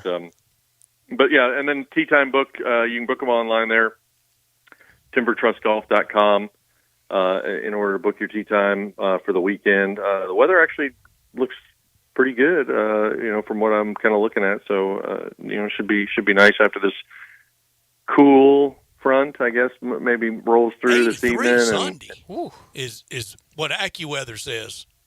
Well, that'll be a great day for being closed and aerifying greens. And that way we're not sitting here trying to, fall flat on our faces. We're trying to get a lot of stuff done. And John, we've talked about it before. It's almost no good time to punch the greens. I mean, whenever you do it, somebody, I just came in from so-and-so, and you're great. You have to do it. You got to do it. I mean, we're continuing to build a reputation in town of having really good greens, and that's how you do it. It's part of the process. Look, we do it once a year. We figure out ways around it, to have to do it multiple times a year. We're venting greens to kind of open them up about every 3 weeks. It's a solid time that we punch holes in. We're not pulling plugs. We're able to throw a roller over the top of it right at the, when we're done. So it gives us the benefit of being able to open the turf up and create some air exchange, plus, pushing the water deeper into the profile of the greens. But it doesn't impact the player once we put the roller over it. And so it's very minimal impact. We do, like I said, we do that every 3 weeks. So it allows us to just have to aerify once. And then, on top of our weekly verticuts that we're doing on greens and top dressing greens at the same time, we're just able to continue to stay open for as much as we possibly can with good turf condition. Just being able to do some of these smaller things, and we definitely see the benefits from that. So it's the little things, John. we don't try to do a larger time, right? I mean, when we're at a private club, members are kind of I guess have grown accustomed to the entire month of whatever we're not going to be able to play because, they use a larger tine. and clearly with membership dues as a revenue stream and everything else, they're able to kind of take this 3 to 4 week kind of healing time. In our world, we got to figure it out rather quickly. And, so we don't use as large a time when we do our aerification. And, it allows us to kind of take maybe about 4 days. Are we perfect by the weekend? No, but we're pretty close, to at least being back to decent enough conditions. And then by the next week, you throw a little bit more sand on them and for the most part, we're back to being in pretty good shape. So, like you say, it's part of the beast. It's the same thing with fairways and tee boxes and approaches and things along those lines. It's just, those are accepted a little bit easier because, most of the time we're still rolling the ball anyhow. So few of us actually play the ball down anymore. So, you can accept having, cores pulled in your fairways and on your tee boxes. But greens definitely tend to be a little bit more of a hot button topic. Yeah. Talking to John Goen from Timber Trust. John, I feel like the past 3 or 4 weeks we've been talking a lot about Ricky Fowler and just how close he's come to win tournaments, and he finally gets it done this weekend in Detroit. Even though it was earlier, I told Jay Morgan on Monday I just sat down. I was going to flip on the golf Sunday afternoon, and by the time I got there, it was already over. But Stats sends out the results from the week. You really appreciated that, didn't you? I'm sitting here going, I had no idea what was going on. It's like 2:00 in the afternoon, for the love of God. Yeah. I'm in the news breaking business, John. That's right. I mean, he did a great job. But Ricky Fowler winning it is definitely fun to see, especially after we've kind of talked the past 3 or 4 weeks about him being so close. Yeah, no, I mean, look, obviously Ricky's good for the game. He's kind of been this next generation of guys. He's popular, although he really hasn't done anything substantial from a major perspective. Mm-hmm. Does it open the door for him potentially going forward? I mean, I think I've said this before. I mean, Ricky Fowler has the potential of being this generation's kind of Phil Mickelson, right? I mean, does he just need to win one and kick the door down after everything, and then the kind of the door opens up for him? So, I mean, clearly he was in full command at the U.S. Open before he kind of had a meltdown over the weekend. But I mean, is something going to happen for Ricky around the corner? Could the Open Championship, kind of that one that there's always that odd person to win, the Open Championship, could that be Ricky's first? And then, that kind of maybe catapults him forward. It was David Duval's only one. Right. David Duval's only won one. But,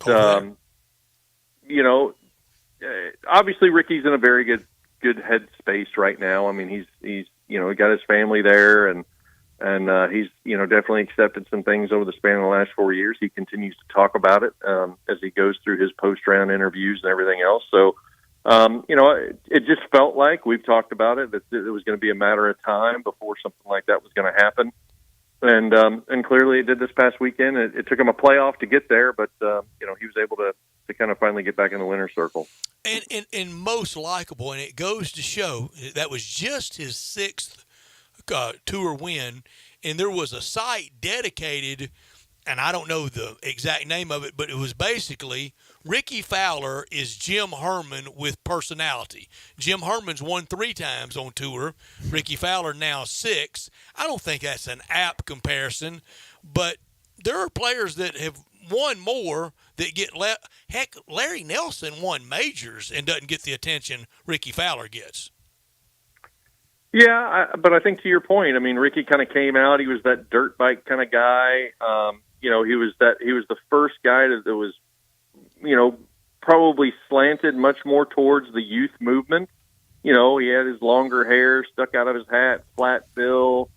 At times the stash, not the stash, but he was kind of that different person that kind of, first came into the tour and was able to make some waves.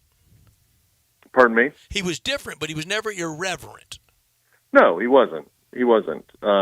So, I still remember to this day, the conversation of Ricky showing up at Augusta National, and he shows up to his press conferences, hat all backwards, and they go, Mr. Fowler, you need to remove that hat. It's like, Okay. After about the second time of being told he either needed to flip the hat around or take it off, he kind of caught on to, okay, this is what I need to be doing. Happens. But it was awkward. Yeah. Well, John, we kind of talked Monday just about kind of the weather being in play in Detroit and having to move that start time up earlier, and obviously I missed the whole thing, but Brett was telling me about how it was just kind of awkward. The coverage that you did see was behind, and they couldn't show the holes that they were actually on, so you didn't really get as much of the action that was going on right then. Do you think this kind of causes them to change? I mean, you'd think that PGA would have a backup plan for something like that, where they'd be able to show this, the big part of the weekend is the closing couple of holes on a Sunday, and not being able to show that just because it's some rain and you had to move it up earlier. Do you think that going forward they can do something to change that? I mean, what's PGA Tour Live for? Yeah. Would be my question. Yeah. What's that platform there for? I mean, is it not supposed to be showing live golf? Mm-hmm. It's that simple. So therefore, if you're gonna have a platform out there for it, don't you need to be, regardless of we're tape delaying it or whatever. Look, tape delays happen. It happens. It's happened here in Memphis. Mm-hmm. The weather conditions and whatever else. But if you've gotten to the point now with technology and everything else that you're providing a live platform, I think you got to figure out what the whole thing is, and you're going to provide live coverage to your patrons that are ultimately paying to be on this platform. I mean, you're putting PGA Tour Live on ESPN Plus, right? So, if you're going to put it there, I get that you've got these agreements with Golf Channel and whatever else to show coverage, but there has to be exceptions to that. And, again, if you've got your own platform and you have people paying to be on that platform, then realistically you need to provide live content from that standpoint. Yeah, it's going to mess up your ratings for, later on in the day, but realistically you should be getting ratings, and you're going to ultimately push more people onto that platform that are going to pay you for it, as opposed to waiting for, cable television, CBS, NBC, to be able to watch their golf later in the day. John Goen, our guest from Timber Trust Golf. We will make picks. The rest of the year, we're going to go any two. Now, with the second pick, will still get double if they win the event. And for the British Open and for in Memphis, if you have that one, it'll still get quad. We've gotten closer. We want to give everybody a chance. And, John, these fields, I mean, these tournament directors in a lot of these towns, like this weekend at Silvis, at TPC Deer Run, you know that course well from your days in the TPC organization. These fields are very lean, and that's being kind. Okay, so if there's an event that's really gotten screwed in this whole thing, right, is it not Deer? They were always historically known for being the week before the Open Championship. And now they're 2 weeks. So, right. I mean, what is this? It used to always be we charter the plane, we send them across, all this other stuff. But now you're putting them to – who wants to go to Silvis, Illinois in July, for the love of God? Nobody does. No, and now that you don't qualify to be able to get into the Open Championship with this whole thing, and you don't fly across the pond and whatever else. No charter. By the way, too, in looking at this whole thing, Cam Young is the highest-ranked player in this field, and nobody's picking him to win this golf tournament. I mean, nobody that I have found is picking him to win this golf tournament. Matter of fact, they're telling you to just bench him. Wow. You might as well pick Zach Johnson. It's the Zach Johnson Steve Stricker Classic. Yeah, but no Stricker. Don't pick him, John. I'm not going to pick him. And John had the very ugly misfortune last week. Joins Brian in a guy. I don't know how we look.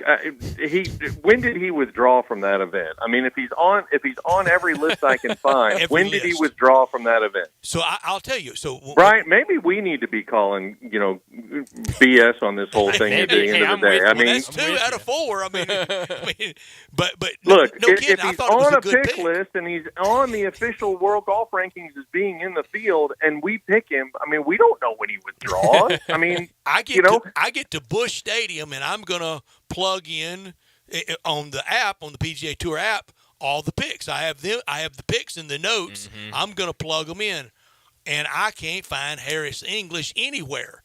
And so then I get to someone's laptop, and I go to it, and I Google Harris English DQ. There's nothing out there about him pulling How out. does he DQ if they haven't even teed off yet? He had a WD. He couldn't DQ. That's right. Couldn't DQ. That's right. Okay, hold on. I was wondering if there was something else. I mean, did he test positive for something? Well, now a few years I don't know. A few years ago, he did test positive and had to WD, but certainly you're right. Certainly not DQ. Who's the player of the year right now? Whew. That's a tough one. It is tough. That is. We knew who it was this time last year. It was Scotty Scheffler by acclamation. Easily. We know who's not going to win it. Koepka won't win it, but he might be. Well, yeah. Okay, so realistically, in the grand scheme of it, he should be. Mm-hmm. I mean, second at Augusta, wins the PGA. Didn't have a stellar finish. Can't tell me he's not going to be a favorite going into the Open Championship. That's right. Obviously won't play in the playoffs. So, now you're going to get into the other side of it. I mean, Scheffler still had a pretty solid season. Hadn't blown your doors off, in a bunch of different ways, but he's still been in contention, won a lot of money. I'm trying to, rack my brain as to who. Here's who it could be if he won the Open Championship. Ricky Fowler. Yeah. Well, there is that. But he's going to need to continue to play well through the playoffs, though, too. Play well here in Memphis. I think that he's play well here in Memphis.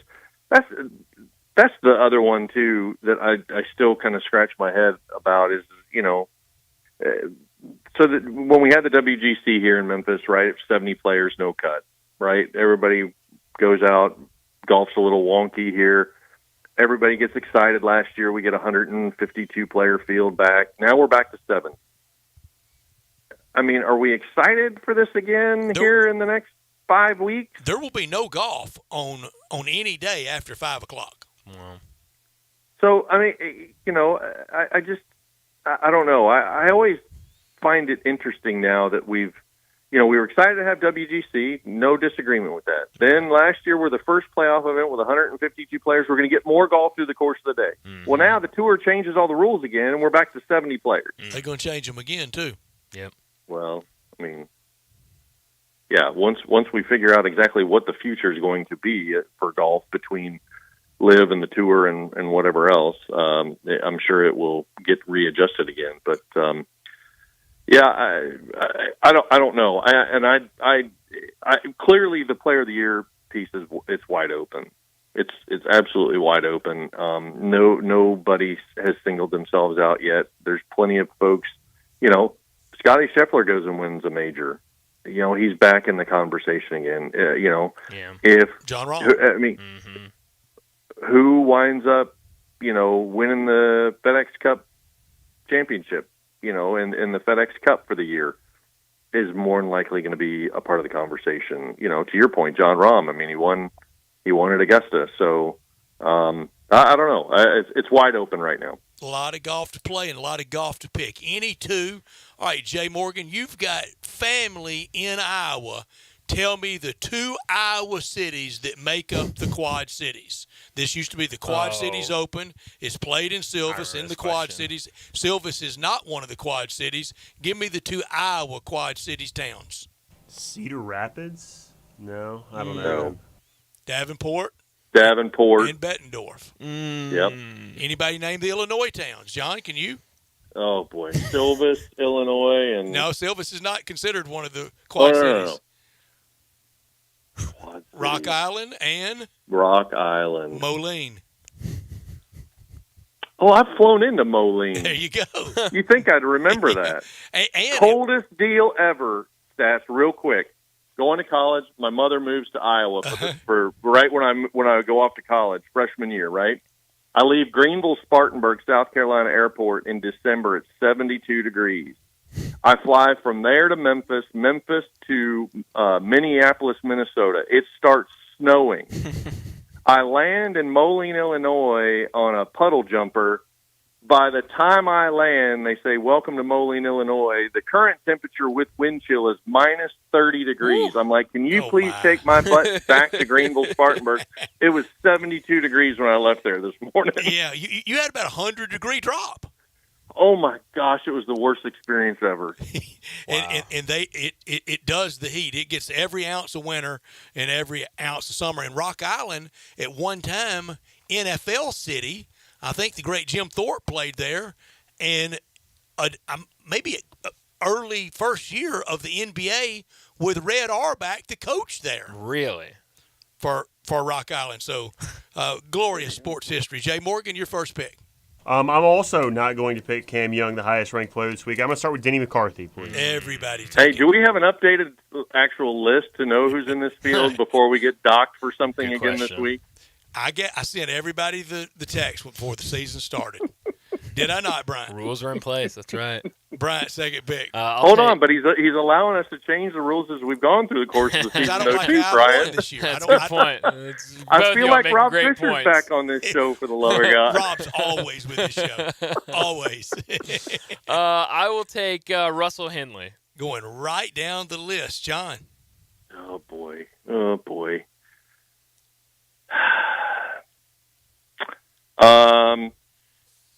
I will take Denny McCarthy. And he's taken. Jay Morgan had him. Oh, I'm sorry, Jay. Gosh almighty. I'll take Sepp Straka. Sepp Straka. You can tell I was more worried about ribbing you for other things, Brett, than I was paying attention to who's picking who. I deserve it. Sepp Straka. So that leaves me with one of the four major winners in the tournament, Lucas Glover. Jay Morgan.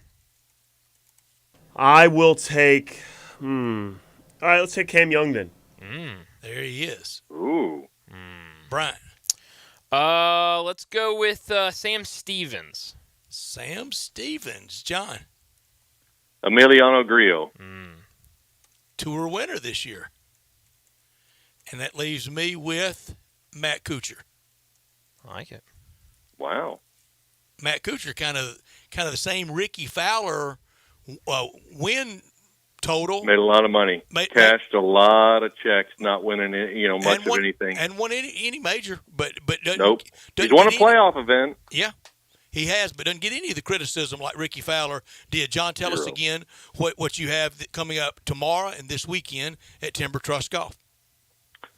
Yeah, so obviously, again, start of your weekend for the two-man tomorrow night. You can call us 662-895-3530.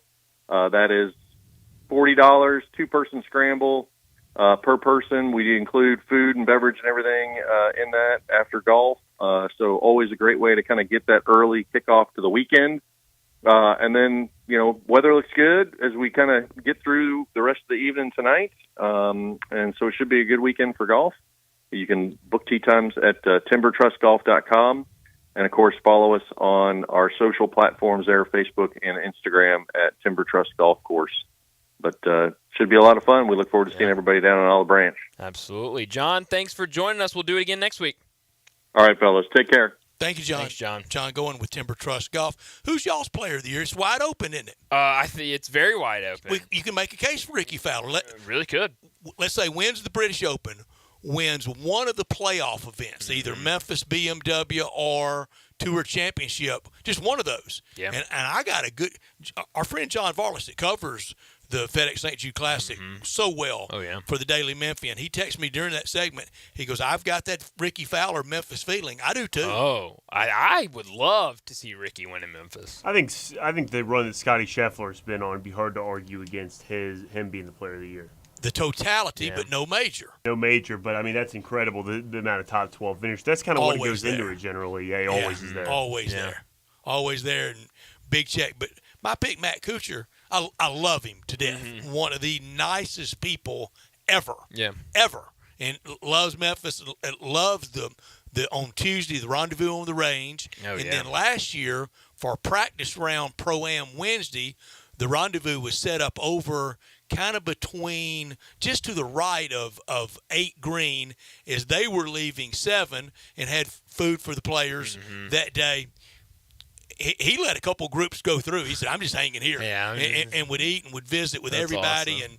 and, taking pictures of everybody and love conversing with everyone, loves our tournament, loves Memphis.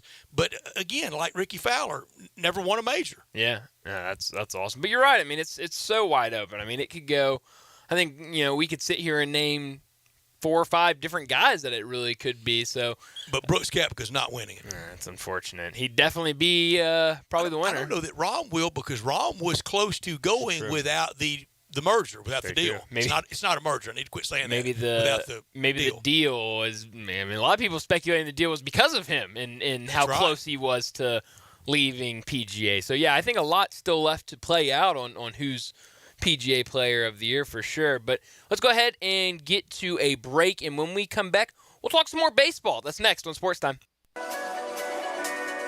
You already know you can listen to Sports 56 anywhere with the Sports 56 app or at sports56whbq.com. But you can also watch us daily with live video of all of our shows on Twitter, Facebook, YouTube, and Twitch. So we all know you can get everything you need at a grocery store, but why would you pay more for lesser quality meat? At Louis' Deli and Meat Market in Arlington, you're not only going to see the quality in their meats, but you will literally taste the quality in every single bite. Plus, more than likely, pay less. And that's really important nowadays. Got to get together? Fire up that grill with their handmade garlic sausages or jalapeno and cheddar bratwurst. Or how about a hand-cut bacon wrap filet or top sirloin? The absolute best. Or if you want to know how to improve your outdoor grilling, pick up some of Louis' fresh ground beef or maybe their hand-cut ribeye or New York strip. Louis has literally everything for your grill, from barbecue rubs, sauces, charcoal, and so much more. And Louis' Deli and Meat Market only carries the finest deli meats and 19 cheeses. And I guarantee you they make the best deli sandwiches in the area. So visit Louis' Deli and Meat Market, located in Arlington at 11695 Highway 70, just north of a mile east of Highway 385. Is locally and veteran-owned. Is Louis' Deli and Meat Market. It's the quality you can see and taste. Attention, everyone. Family Leisure needs your help clearing out their inventory. Let me say that again. Family Leisure is needing your help to clear out their inventory. And to do so, there are tons of great deals throughout the store. For example, all do-it-yourself pools are $1,000 off. Special 24-foot round pools for less than $2,000. Select play gyms, only $18.99. Hey, if you need patio furniture, they have patio furniture that's now up to 30% off. Spas are in stock. They're up to $1,200 off. Now listen up, because I'm only going to say this once. 24 months, same as cash financing, is now available through this sale. Family Leisure needs your help clearing out their inventory, so come and do your part at Family Leisure. Whitten Road and I-40, where family and fun come together. Did you know that feeling sluggish or weighed down could be signs that your digestive system isn't working at its best? But taking Metamucil every day can help. Metamucil supports your daily digestive health using a special plant-based fiber called psyllium. Psyllium works by forming a gel in your digestive system to trap and remove the waste that weighs you down. Metamucil's gelling action also helps to promote heart health and slows down sugar absorption to promote healthy blood sugar levels. Start feeling lighter and more energetic by taking Metamucil every day. Hi, folks. Remember when you had a picture of a car in your bedroom and you dream of owning it someday? Now you've got something that looks like a box. Come on, man. What happened to the dream? At Sunrise, no matter what your past credit, no matter how much you owe on your trade, we make dreams come true every day. Hundreds of new cars and trucks to choose from, and a $5 million used car inventory with cars and trucks low as $99.95. Low monthly payments, and if you don't have a big down payment, don't worry about it at Sunrise. Don't be that guy driving an ugly car. Get into Sunrise Buick, GMC, Covington Pike, Wolf Chase, Bartlett, and Collierville. Live the dream. Life is good. Ole Miss Rebel Yell is back. The Rebel Yell Hotline Radio Show is back on WHBQ Sports 56 and 98.5 FM. Every Monday night at 6, hear the latest news on your Ole Miss Rebels with Yancey Porter with 24/7 Sports, former Ole Miss defensive tackle Mike Fitzsimmons, Gordon Ford covering SEC Sports Call, and former Ole Miss baseball announcer Gary Darby. From kickoff to free throw to extra innings, your Ole Miss sports on the Rebel Yell Hotline Show right here Monday night at 6 on Sports 56, 560 AM and 98.5 FM, your Mid-South sports station. Homer Skelton Hyundai Genesis in Olive Branch has an offer you can't refuse. They will pay you to do business with them if you want luxury. And I'm talking the Genesis G70 car. If you would love to have that kind of new technology, they will give you a $1,000 rebate when you finance with Genesis Motor Finance. In other words, they'll pay you $1,000 to do business with them, and you get brand new luxury. You can't beat it. That's Homer Skelton Hyundai Genesis, right at the corner of Craft Road and Highway 78 in Olive Branch. Homer Skelton Hyundai Genesis in Olive Branch, where customer retention is amazing. There's a reason. They take care of you with a team that's been together for a long time. Whether it's finance or whether it's service, you can't beat them. Homer Skelton Hyundai Genesis. At Jason's Deli, when you're dining in or picking up curbside, you can expect wholesome food and no surprises, just delicious sandwiches, crisp salads, and quick quality meals made with the freshest ingredients and no artificial trans fats, MSG, high fructose corn syrup, or artificial colors and dyes. Around here, a lot of thought goes into what we put into our food and what we take out of it, because you're not just taking a bite, you're getting a taste of who we are. New items are constantly being created to expand our menu for all tastes and special diets with vegan and gluten-free options available. Convenience and on-time delivery you can count on. It's just a click away at jasonsdeli.com, so whether you need to feed 5 people or 5,000, the team at Jason's Deli, they have the credentials and the commitment to keep you satisfied. Freshness is nearby at Jason's Deli with locations at Ridgeway in the Park Place Center, Poplar and Highland, Germantown Road in Cordova, and on Goodman Road in Olive Branch. Jason's Deli. It's wholesome food and no surprises. Now back to Sports Time on Sports 56 and 98.5 FM. Here once again are Brett Norsworthy and Bryant Dacus.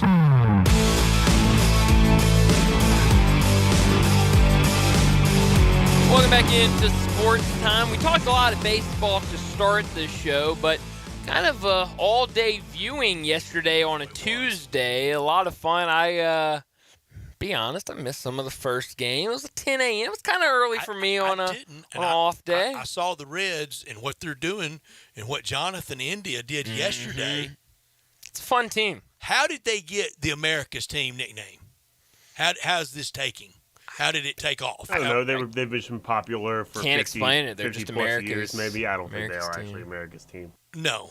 But they're embracing it. They're calling it. I mean, Jonathan India said, it's part of being America's team. I'll buy it. And they're not. They never were. Even when they were the Big Red Machine, they weren't America's team. Only one team in sports can be America's team. That's Dallas. That's Cowboys. Dallas Cowboys. And that was self-dubbed for their highlight video after 1 year. You know that story, don't you? Yeah, I do, of course. All Cowboys fans know that story, I'm sure, but Reds actually are pitching what I thought before the season, and early in the season was their best pitcher today, but he has been awful. Graham Ashcraft, and he's going to be with just Josiah Gray for the Nationals, which has arguably been their best pitcher all year long. He's been really good. He's got some upside. He was traded. Very high on him. He was traded in the Trey Turner deal back in 2019. Right. 2019. I just skipped 2020, but it wasn't in 2020. It was 2021, I believe. That was when that was. And he's a really good young pitcher, and he pitches today. I kind of like the Nationals going up against America's team. Dodger deal. The Dodger deal, that's right. Or Scherzer, whichever one. It would have been Trey Turner, I believe, was the trade that year. Speaking of anonymous starting 8 players, go over that Nationals list.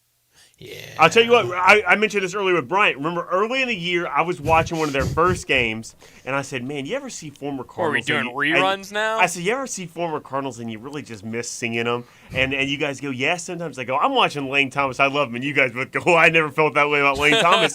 He legitimately has been their best hitter all year long. And he almost got badly hurt yesterday. Yeah. And I had him in their Big Four. You did. But how big is their Big Four? Well, that's true, too. But I had Ashcraft in the Reds. And he started the season, so I think he's good. He's only 22, 23 years old or something like Who's that. our teams for Friday? We didn't pick him. It's Jay Morgan's week to pick.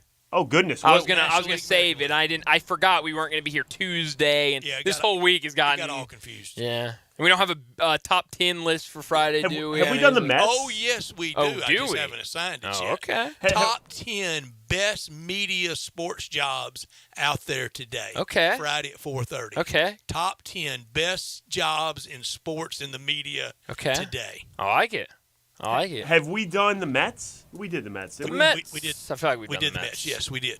We had to have done the Mets. Had It's to getting have hard done to We know. did the Mets on the 26th of Sure is getting May. hard. That's why I wanted to save it, because I know Brett keeps up with all the teams. He has it like right at. We haven't done the Colorado Lions. Rockies. I know that. Let's do the We Colorado have Rockies. not done the Rockies, so that'll be National League. That'll be a tough one. What about the Guardians? Have we done the Guardians? We have not done Cleveland. Oh, that's perfect. Perfect. That'll be Bingo. AL. I mean, Bingo. obviously,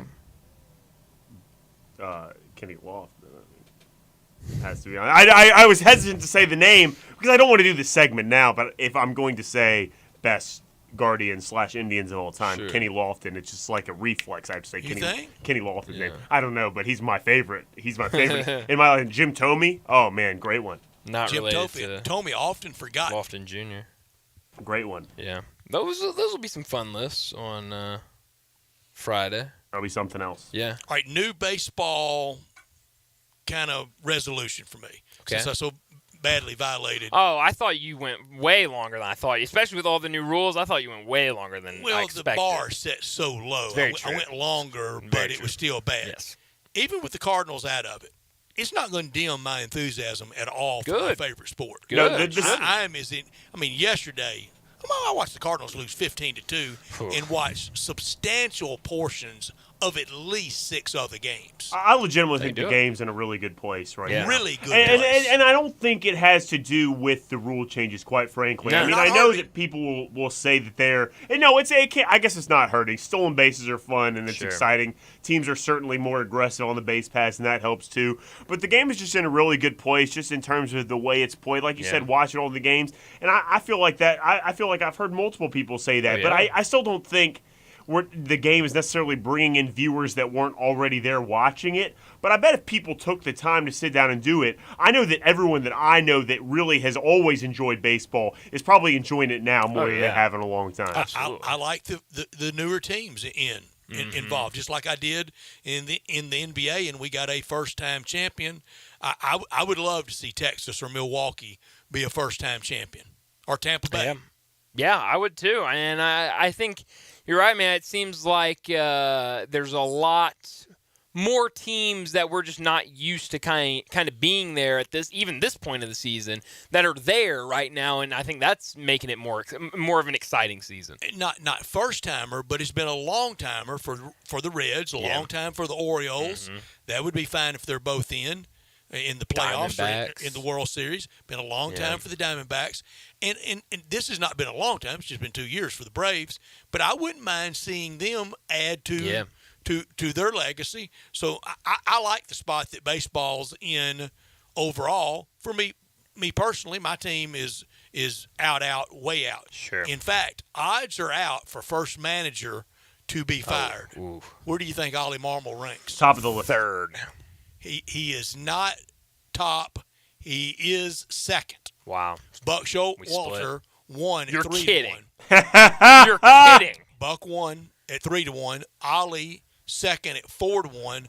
Dave Martinez, and You're joking. That's reflective of the betting. Those seem reflective of the betting markets too. They you are. know? In fact, these odds are courtesy of betonline.ag.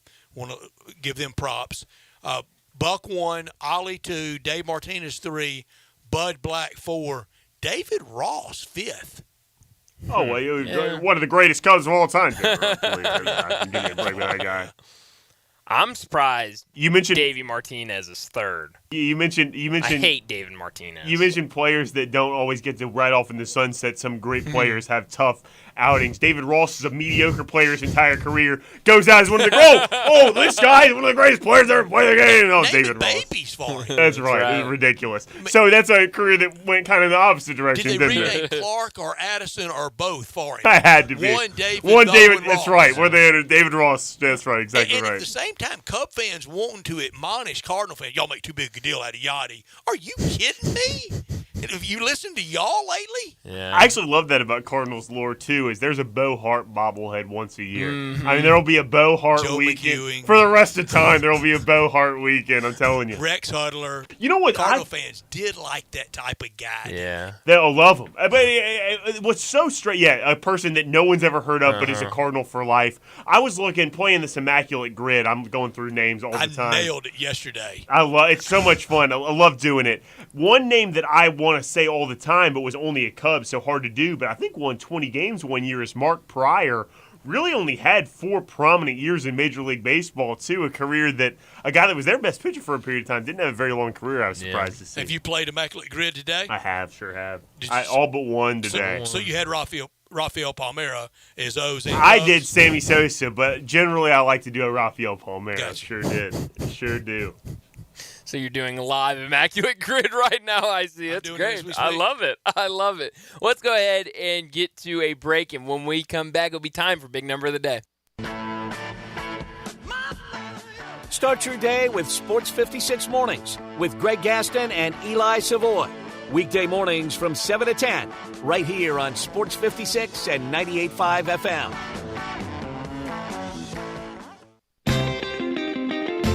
Memphis's oldest restaurant, Coletta's, was established in 1923 to give Memphians the best Italian food possible. I'd say they got it right. They are the creators of the barbecue pizza.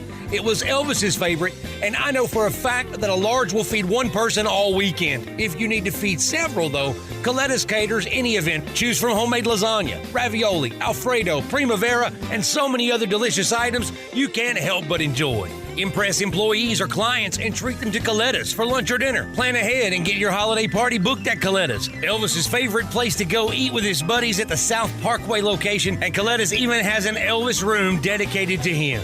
Call Coletta's on South Parkway at 948-7652 or Appling Road at 383-1122. Coletta's. It was Elvis's favorite, and it should be yours too. Coletta's, now celebrating 100 years of Memphis' best Italian food.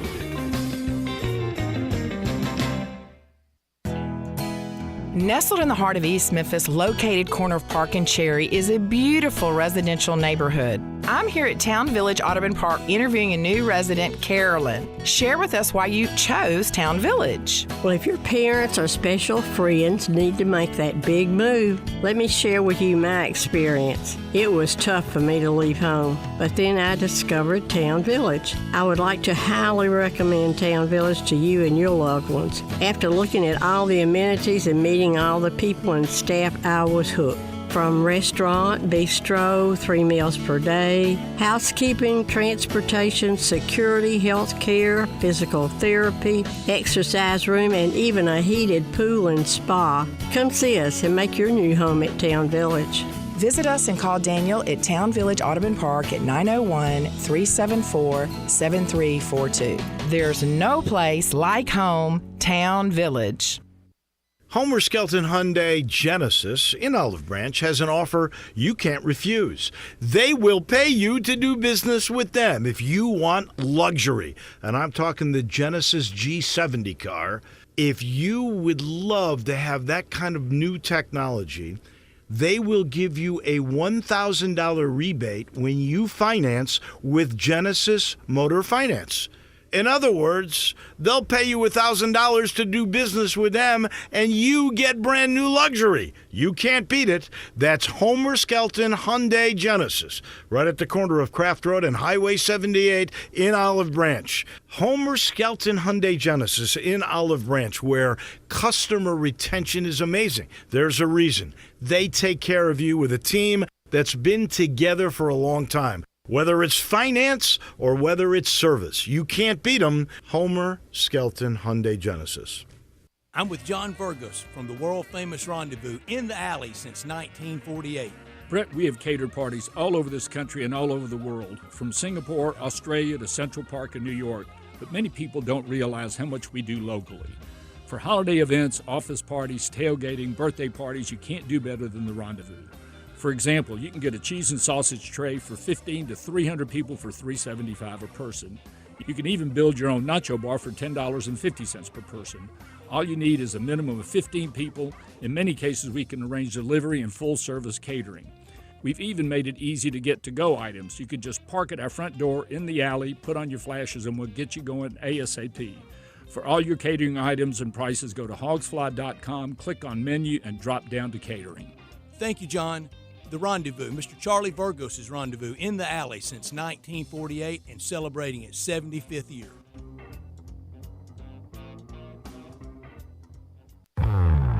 Now back to Sports Time on Sports 56 and 98.5 FM. Here once again are Brett Norsworthy and Bryant Dacus.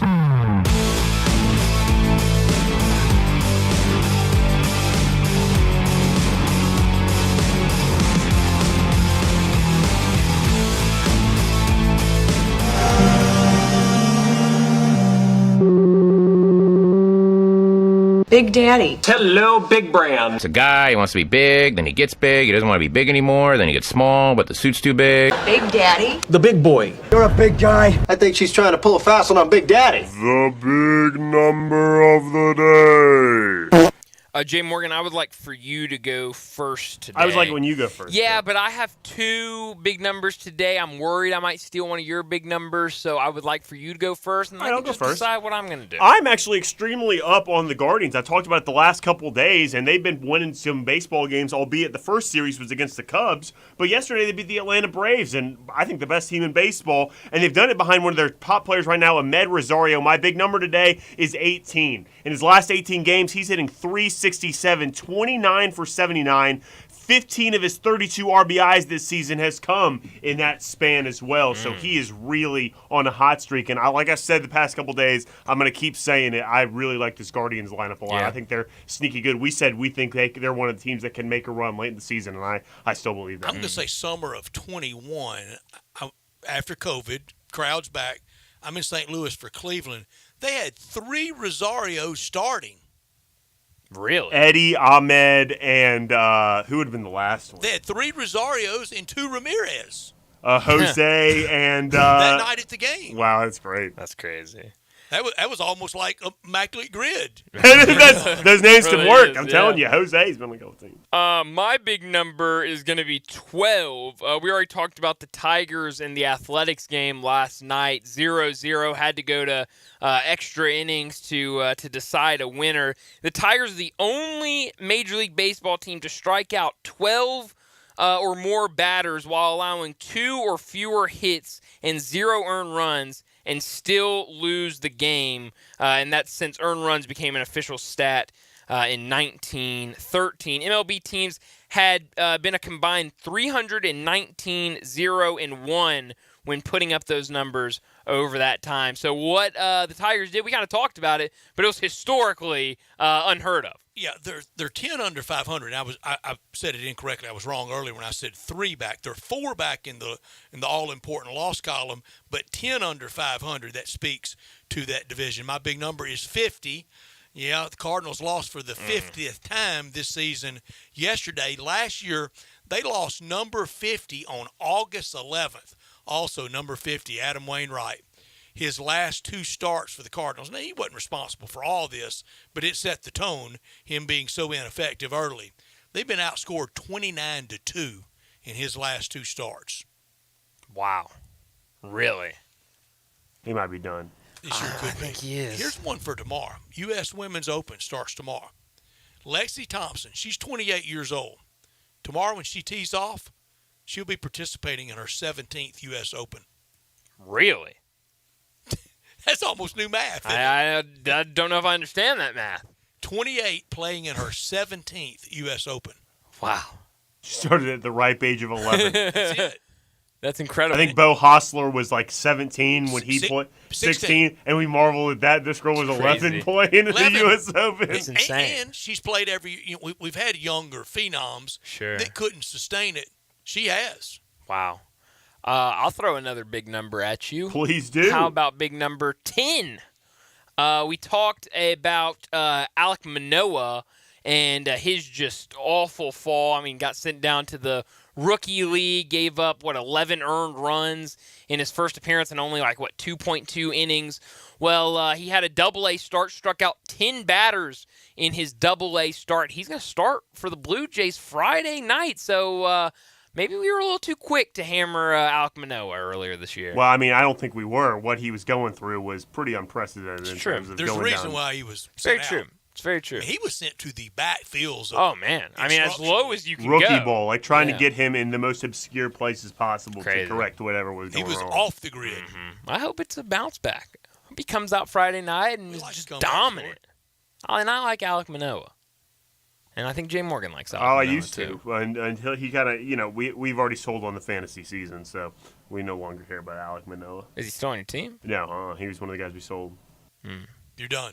Mm-hmm. It's too bad. Got Skubal for a great contract, though, $3 Great contract, because we were buyers and everyone else was sellers, and he was injured, so he didn't help anybody. That's fantasy talk for the day. You were a buyer? No, we were sellers. Oh. But part I of think you said it selling is backwards. buying, you see. When you sell, you need to buy. Like, Barty, you're selling on the now, but buying on the future. So you see, Brian, it goes both ways. Poetic. Thank you. Man. It's almost Biff Pokey conversation there, isn't it? No, I don't want to be associated with him. Maybe that's why he succeeded. He's going to succeed so much because he can figure stuff out like that. I mean, that was magical, Jay Morgan. Since we have a little time here, we kind of talked about Shohei and the getting pulled yesterday with a injury. It turned out it was just a blister, so it looks like he'll be fine. Not going to pitch in the All-Star game, though. Really? Yeah, he's announced he's not going. He said it after the game, I'm not going to pitch in the All-Star game. Okay, so no pitching in the All-Star game. I don't know who cares anymore, but he's not going to do it. I mean, I think a lot of people care when it's Shohei who's going to be batting and pitching. I mean, it seems like there's a group of people that like to see that in the All-Star game. Well, I just meant there's no stakes attached to the All-Star game True. anymore, so I'm not sure it's just kind of entertainment value. Like an exhibition game should be. Yeah. I guess that's a good point. I did not like it tied to home field advantage in the World Series. No, I don't think anybody did. I agree with that. I just didn't think last place players on teams in last place should have any effect on seventh game of the World Series location. Really good point, actually. It's a good point. But we were talking about, teams being buyers and sellers earlier. I mean, what are the chances that the Angels move off of Shohei before the trade deadline? I think they have to be thinking about a lot of deals because they've gone nowhere with Mike Trout, and they can't go through this again with another player that could reap a big haul. Yes, that's the biggest part is you've got to – I think you got to figure out where you stand with him. You got to be Belichick in this. Yes. Except for Tom Brady, they would move on from anybody. Well, and – I was reading something today that said that they should keep him because, if you have a chance to re-sign him, then you don't want to trade him and then try to re-sign him. I mean, that's true, but I think you need to figure out, and it also said you don't want to be the general manager that trades Shohei Ohtani. I mean, if you can know for 100% effect he's probably not coming back next year. You got to deal him because, like you just said, that haul. With him. No, in that haul you can get back for a player like Shohei, and it might be a little lower since it's only 3 months you're going to be getting him, but that's going to be a lot, and that could help you for the future when you're trying to build this team. Because I do, I know they're sliding right now, but I like this Angels team more than I have the past couple years. What if I don't need a pitcher? Well, he's both. Well, that's what I'm saying. But he clearly, the reason why he signed with the Angels to begin with is because they were reportedly the only team willing to let him do both. If you really need to bolster your hitting lineup, but you are really set pitching, what do you do with Shohei? Who's that set, though? I don't know. Yeah. I don't know. I mean, I think any team makes an offer for Shohei if he's available. Because you always need more pitching. That's true. But, I mean, then you have the conversation. Because there's always going to be a bullpen day thrown in there, too. He could eat that up as well. He could do that easily, yeah. And now with these layers of the postseason. Oh, you need as many arms as you can have that you can it's rely no more on. just kind of relying on three guys to win over 2 weeks for you. That's a good point. So I think it'll be interesting, though, to just kind of see what they do. That's still the math I do in my head, though, right? Is I need three guys. horses for the playoffs. Yes. And old school way, I mean, even just with NL and ALCS, that was 3 out of 5 to begin with in the early days of it. And then you were right into the World Series. It was about, 2 weeks. Yeah. It's 16 days that you had to have pitching. You got to have 30 days of pitching now to win it all. It's definitely different now, but I do think that's going to be a big conversation after the All-Star game is kind of what do the Angels decide to do with Shohei. I know we're short on time, but great sports debate. If we had all these layers of playoffs then that we have now, would the Yankees had that big a dynasty? Would they have run into that hot team that got in as a wild card instead for a lot of those years? And I respect those years. And I love the Yankee lore, but it was winning the American League, and they were in the World Series. That's true. That was it. Yeah.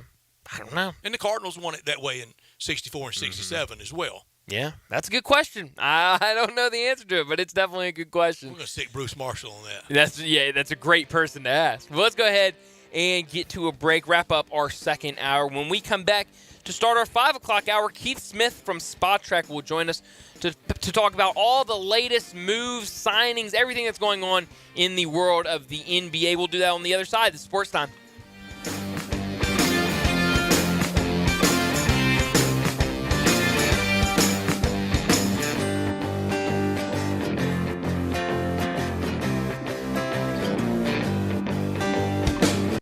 Acura of Memphis invites you to experience the all-new, completely redesigned 2022 Acura MDX. It's the most advanced SUV Acura has ever built. Experience the convenience of full connectivity, including built-in Alexa, Wi-Fi hotspot, and wireless charging, from the stunning interior complete with third-row seating. Stop by our state-of-the-art facility and take advantage of our aggressive APR offers today at Ridgeway and 385. Or shop online from the convenience of home now. Visit AcuraofMemphis.com. Is your roof leaking? Do you have water damage on your ceiling of your home or business? Do you need assistance gathering much-needed data and images from your storm-damaged roof for an insurance claim? Call Metro Builders, roof and restoration specialists, and schedule your free inspection. At Metro Builders, our team of Hague-certified technicians and fully trained estimators are ready to come out and evaluate any concerns you may have. Metro Builders Roof and Restoration. We accept all insurance carrier scopes. Call Metro Builders now. Each and every day, we provide clients many different types of data and estimates for their insurance carrier. These include estimate and photo reports of all damage, from the roof to water damage on rafters and ceilings and even studs and plates inside walls. Check out the local BBB for our 27-year history in construction in Memphis, or check us out online today at metrobuildersmemphis.com. That's metrobuildersmemphis.com for your local residential and commercial roofing and restoration experts. Call me. 901-375-1717. That's 901-375-1717. Angie's List is now Angie, and we've heard a lot of theories about why. I thought it was an eco move. Fewer words, less paper. No, it was so you could say it faster. No, it's to be more iconic. Must be a tech thing. But those aren't quite right. It's because now you can compare upfront prices, book a service instantly, and even get your project handled from start to finish. Sounds easy. It is, and it makes us so much more than just a list. Get started at Angie.com. That's ANGI, or download the app today. Make your next grill your last with the Big Green Egg. Smoke, bake, roast, sear, and grill, all with a lifetime warranty. Save money on eating out, fuel costs, and replacing expensive grills that cannot stand up to the Big Green Egg. Ready to cook in only 10 to 15 minutes with cook temperatures below 200, above 700, and anywhere in between with ease. Change your at-home cooking experience for life. Go to shop.biggreenegg.com. We are Sports 56, WHBQ Memphis, and W253DF Memphis, Flynn Broadcasting Stations. Now back to Sports Time on Sports 56 and 98.5 FM. Here once again are Brett Norsworthy and Bryant Dacus. Welcome back into Sports Time as we start our third and final hour. Bryant Dacus, Brett Norsworthy, Jay Morgan Harder with you, and joining us a day early this week to talk some NBA from Spot Track, Keith Smith joins us now. Keith, I know we talked to you last Thursday right before the free agency cycle began, but late that night, kind of a surprise for Grizzlies fans. The Grizzlies go out and sign Derrick Rose, which a lot of people here locally really excited about because of his time at the University of Memphis in that season where he led the team to the final game. What did you think about that move, though, for the Grizzlies to go out and sign a point guard like Derrick Rose? Yeah, I thought that was a good get for them. They needed somebody as basically a get-by guy, for those first 25 games while John Morant is out. Now, Marcus Smart, I imagine, is going to do the heavy lifting there as the starting point guard, but you need somebody else, right? You can't just have him. He's got to have a backup. You're going to have somebody that's, gonna play, even 15 minutes a night, and that's what I imagine the Grizzlies are going to hope to get out of Derrick Rose here. Now, he hasn't been necessarily that, durable or that good over the last couple of years. He just definitely missed some time and the like, but, when he has played, he's generally been pretty solid. So I think it's a perfectly fine move, and if nothing else, it's a minimum signing, and you move on to the next guy if you have to. At the end of next year, what's a big win for the Grizzlies when we look at games played by Derrick Rose? What's the number you go, oh yeah, that was really worth it? Somewhere in the 45, 50 game range probably, and that may be even a little high. I expect, after these first 25 games are through, they're not going to need him very much, and they're probably going to move, into a slightly different direction where it'll be, hey, we're going to keep you on the bench, and it's if there's somebody else is out, we'll put you in there, and then we'll go from there. Yeah. Another big move they made is they signed an extension with Desmond Bane. I think a lot of people saw that coming, but how big is it for the Grizzlies to kind of get this young core of guys locked up for the future and can kind of start the next 3 to 4 year, kind of have that group locked in?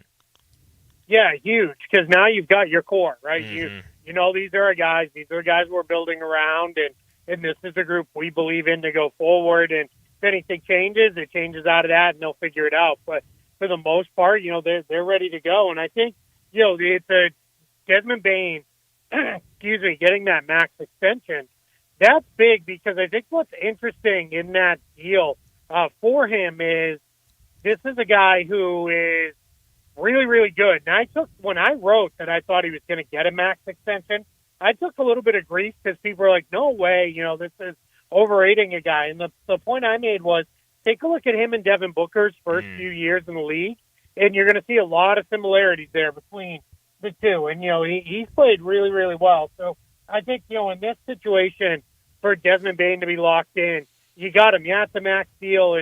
But part of why you're able to do that is John Morant didn't get the 30% tier. You only got 25.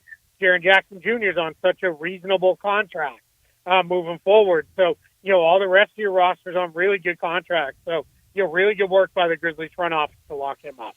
Keith, why do we always do this? Maybe not us, but it's done a lot out there by people. It happened when Mike Conley signed the biggest contract in Grizzlies history. Now it's happened with Desmond Bane doing it, and everybody freaks out, and you have some going, can you believe they're paying him that much money? It's the marketplace. Why don't people get that? Yeah, I think it's just hard because, at some point these numbers almost feel like monopoly money, right? It just doesn't feel real anymore. When you start approaching, $250 million in a contract extension, it's like you start to have a hard time wrapping your head around those kind of numbers. And then I think it's also, people, especially folks my age and older, look at it and they're like, well, I remember when, it was a big deal when Roger Clemens got, $10 million, and that was the downfall of baseball and all these things. And, and the reality is, it's the marketplace, and it's also, we over at Spot Track on every team salary page, we put in percentage of the cap because we want people to see, hey, some of these deals are only 20% of the cap, and guys have been getting 20% of the cap for, the last 2+ decades. It's just, the cap has gone up, and it's, rising tide lifts all boats. Yeah. A team that I think kind of the biggest mover on the first day of free agency was probably the Phoenix Suns, and just how quickly they went out and got guys to kind of solidify that bench. I know going into free agency, all the talk was, well, you got these 3 stars in the starting lineup, but it's going to be a bunch of nobodies on the bench. I thought they went out and did a great job. I think they've added 7 guys either re-signing or adding from free agency so far. What have you thought about what they've done through free agency and what this team could look like next year? Yeah, really good work by the Suns, considering all they had to offer was minimum contract to anybody joining the organization from outside. So getting guys like Drew Eubanks, who I think is a really good, solid center, can spot start, but one of the better backup centers out there. And I just think people weren't watching at the end of the year in Portland when they were bad, and they missed this guy play pretty good basketball. Same with Keita Bates-Diop of the Spurs. He's really blossomed over the last couple of years and become a really solid player, can defend 2 through 4, can hit jump shots, and just do a lot of nice things. And then Yuta Watanabe is one of my favorite guys in the league. I know you guys had him early on in Memphis, but back then it was just, wow, this guy will run all over the place. He'll dive into the 5th row and put his body on the line. But since then, he's become a really good shooter, and all the hustle plays are still there. So that's a really kind of fun addition. They again, minimum contracts only, but they did a nice job filling out that bench with a bunch of guys who should be rotation contributors for them as the season goes along. At Spot Track, people go and look at the percentage of the cap. Who do you think has the best value out there as percentage of cap, and who do you think maybe has the worst? Right now, the worst is probably Bradley Beal, still, just because it's such a big number for a guy who hasn't stayed healthy. That's a major challenge. That's when those supermax deals turn sideways, is when a guy can't get and stay healthy. That becomes a pretty big issue. But, best value, especially out of this summer, guys like Austin Reeves and Herb Jones, both getting, deals that are going to be roughly the mid-level amount is what they're getting paid. Yeah. That was really good work, by their 2 teams. And the Lakers and Pelicans both took chances knowing, like, all right, hey, we're going to play the restricted free agency game. Some team could parachute in here and force us to pay $100 million, but nobody wanted to tie up their cap space. Both those teams moved and got their guys re-signed to really good, strong value deals. Yeah. Well, what did you think about what the Rockets have done, kind of locking up Fred VanVleet and Dylan Brooks, both kind of on the first 2 days of free agency?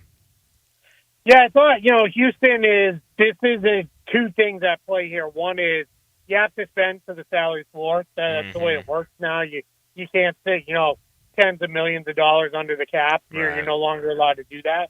The other piece is that they are in a spot, the Rockets are, where they wanted to be better, right? They didn't want to have just a whole bunch of kids out there, that were, 22-year-olds leading 21-year-olds. They'd been there, done that, and it had been a struggle for them the last couple of seasons. And I think the idea was, hey, even if we're not winning a ton more games, we want to be playing better basketball. We want to be, at least moving in a direction that's a little bit more positive. And I think that's what we're now seeing happen with these additions of VanVleet and getting in Dylan Brooks. These guys are going to help them be a much more, sensible basketball team. You're not going to see the 25 to 30 turnover nights like we saw out of the Rockets at times over the last couple of seasons. You're going to see them play just a better brand of basketball. I know you're on your way to Vegas for Summer League, right? Yeah, leaving first thing in the morning. And I know you're excited about it. What's the first story you want to dive in on? Yeah, I mean, obviously I want to see Wembanyama for the first time in person. I'm super excited to see him. But, for the most part, Summer League it's funny. It's only very tangentially about the basketball. A lot of it is, I have not been since 2019. Personally, I've not been since the pandemic shut everything down and haven't been able to get back. And for me, it's a chance to see all these people that I interact with on a, some of them a daily basis. Virtually, it's a great chance to see them in person. Yeah. Again, so I'm super excited about that part of it. But, it's really fun to see all these kids come into the league for the first time and get that first taste. So I'm there. There's a whole bunch of these rookies, Wembanyama, Scoot Henderson, the Thompson twins, who I have not seen play in person. I'm really excited to see all of those guys. We talk about being excited to see Victor Wembanyama. It seems like everyone's excited to see him. I saw Friday is completely sold out for the Las Vegas Summer League, so everyone wanting to be there to see Wembanyama's first game. But kind of talking about Summer League, and I know here, and I'm sure in every city that has an NBA team, there's a lot of overreactions when it comes to Summer League. You know, people get excited about some of these young guys and what they can do, both positive or negative. I know a lot of people, after Brandon Miller's first Summer League game, when he had, 7 fouls and 6 turnovers, they were, talking about how he's a terrible pick and he won't be able to play in the NBA. How much do you take from Summer League in watching these young guys and kind of their first experience of NBA play? It's somewhere just north of 0. Yeah. Right. I had a scout tell me years ago, Summer League doesn't tell you who can play, but sometimes it can tell you who can't play. If a guy gets out there and looks completely overmatched and he just doesn't fit at all, that can start to give you a sense of, all right, this guy may have some troubles here in the league. But for the most part, you don't want to get too excited over anything anybody does when, over half of the guys on each one of these rosters, they're going to be fighting for G League spots and overseas spots and the like. So, if a guy goes out there and scores 40, it's kind of like, okay, that's great. I'd rather see that than not, but it just doesn't really mean that much. What I like to see is, especially for the second and third year players, if they put them in there and then it is, oh, hey, this guy's doing a lot with the ball in his hand. And last year he was relegated to a spot-up role. Those are the things that get kind of interesting and fun to kind of track and keep an idea of, all right, let's see if that carries over into training camp and then into the regular season. Those are the things I tend to make a lot of notes on. Yeah. Talking to Keith Smith from Spa Track about the NBA and everything that's happening during this busy offseason. We already kind of talked about the free agency cycle, but what do you think happens with Damian Lillard and James Harden, who have both requested trades from their teams? Yeah, that's the kind of big 1 and 1A stories that are hanging over everything that's left. The major free agents are off the board at this point. We've got a handful of, good players that can, fill roles on teams. There's a handful of restricted guys because the restrictor market generally tends to get squeezed a little bit. But, everybody's now waiting to see what happens with Damian Lillard. The Trailblazers, by all accounts, they start saying, Miami, you don't have enough. It's just not enough to send us. Now, history tells us when a star player wants to be in a certain market, generally they find their way there. But I think what we're going to see happen in this situation is it's probably going to be something along the lines of, Miami has to get a third team, which will hopefully be somebody who really loves Tyler Hero. And then what they can do is rope in a team that loves Tyler Hero, get some assets out of that team, route those to Portland, and Damian Lillard gets to Miami. So we'll see with that one. And then the James Harden situation is a little bit in the same boat. Philly is basically saying, hey, we're not just giving them away. It's going to have to be somebody delivering us something real that benefits us and keeps us being good, with also the added benefit of, or I guess added ask of for Philly is we don't really want to take on long-term money because it sounds like they've got big plans for next offseason. So that's going to be really hard for them to try find a trade partner that can match all of those things. Are you surprised no Zion deal, and when do you think it will come down? Could it be on season's eve like the blockbuster Once Upon a Time for James Harden? Nope. I think he's going to be on the Pelicans, and they're going to play it out. Every word I heard was they never got really close, even trading him leading up to the draft or anything. Their intention is they want to have him. They think they get him healthy. They have a special MVP-level player on their roster, so it sounds like they're going to do everything they can to get him on the court this year with what has become a pretty good team without him, and see, hey, can you lift us to a whole other level, by just being out here, and I think that's their goal. Yeah. I saw over the weekend, it looks like the Bulls are going to apply for a disabled player exception for Lonzo Ball. It looks like he's going to miss the entire season. I know we've talked about this a little bit before, but with the Bulls applying for this, it definitely seems unlikely we'll see Lonzo this year. Do you think we've seen the end of Lonzo Ball in the NBA? It's certainly possible. It sounds like, what he's trying to make it back from has not gone well for him. He's had multiple surgeries. they're hopeful that this last surgery he had in the rehab will get him there. But, Lonzo Ball talked openly in recovery from the initial surgeries of couldn't walk upstairs, and he couldn't run at all without any pain and things like that. And that's just, really, really rough to, see a guy go through, especially a guy who's as talented as he is. So we're in a spot where, they're going to have to see. This is the first step for this year to basically say, hey, we're not going to see him this year, so let's see how it all comes together. And then after that, we'll see, where it goes from there. And if they can't get him back on the court after, another whole year being out, then you start talking about, all right, it's probably time to talk about a medical retirement and the like. You mentioned you hadn't been to Summer League since the pandemic, but in years past and going, how are the champions treated? Like, how will Denver, how do you think you'll see them treated in their front office, their coaches, their management, all the Nuggets people there? Will they really get the serenade treatment? Yeah, they'll get some of that, right? You'll see, especially from the fans, if their players wander in the gym, which tends to happen, right? A lot of guys will make it through, from time to time, especially when their team's playing, and they'll get all the love as the champions, and they'll do all sorts of stuff in the arena to get everybody hooting and hollering. But outside of that, this is a chance for their friends and partners throughout the league, for their front office and their coaching staff, which will all be there, presumably en masse. What you'll see people go up to them and really kind of, hey, congratulations, you climbed the mountaintop, you made it, you did it. They'll really kind of get their kudos from their peers in the league as they, kind of wrap up and put the bow on that and get ready to start, trying to do it all over again at the start of next year's training camp. I think a popular champion, and they should get all those accolades from their friends and colleagues, but I don't think anybody's in fear of them being a dynasty.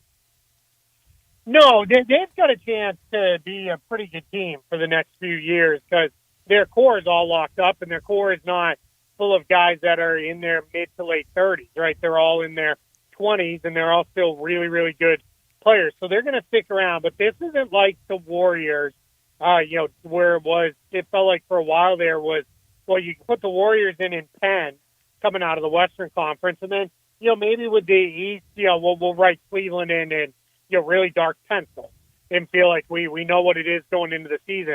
Nobody really feels that way. Nobody fears the Warriors that way, the Nuggets that way. It's a very interesting kind of dynamic in that spot, but there's still a chance they're going to make this run, last for a few years. Yeah. Kind of watching Summer League the other night, the Thunder with a big win and looking at their roster, I mean, it's basically a lot of guys that have NBA experience. Both Jalen Williams are playing. Trey Mann is playing. Chet Holmgren, who was injured all last year, is also playing. I saw Stephen A. Smith yesterday say that the Oklahoma City Thunder should now be considered the best team in the West. I don't know if I'm there yet, but how good do you think this Thunder team could be this year? I mean, we saw how much strides they made last season. How good do you think they can be this year? Yeah, I mean, calling them the best team in the West is bananas. Yeah, they haven't it's a even little crazy. Made a play-in tournament. I guess they made the play-in but didn't make it through. Mm-hmm. But they're on their way, right? They're a good team. They're building up. They're going to be, a good team for, the next several years. I think they have a chance to, really put something special together here because, they've got a whole bunch of, good young players. They've got team control on all their guys. And a lot of it's going to depend, does Chet Holmgren pop, right? Does he make it and be what they wanted him to be? Because guys like Shea Gilgeous-Alexander, Jalen Williams, the wing one, Josh Giddey, that's a good foundational group that you can build around. But the new CBA is designed to build these teams up very quickly, and then they're going to tear them apart almost just as quickly. So they're going to have to make the most of their window here while they're still really affordable to try to make, a case of, hey, we got to keep this group together. We can't break it all up. Yeah. Well, talking about you going to Summer League tomorrow, you talked about wanting to see Victor Wembanyama, of course, but is there any other players maybe outside of the lottery, maybe late in the draft that you're kind of excited to see in action this week?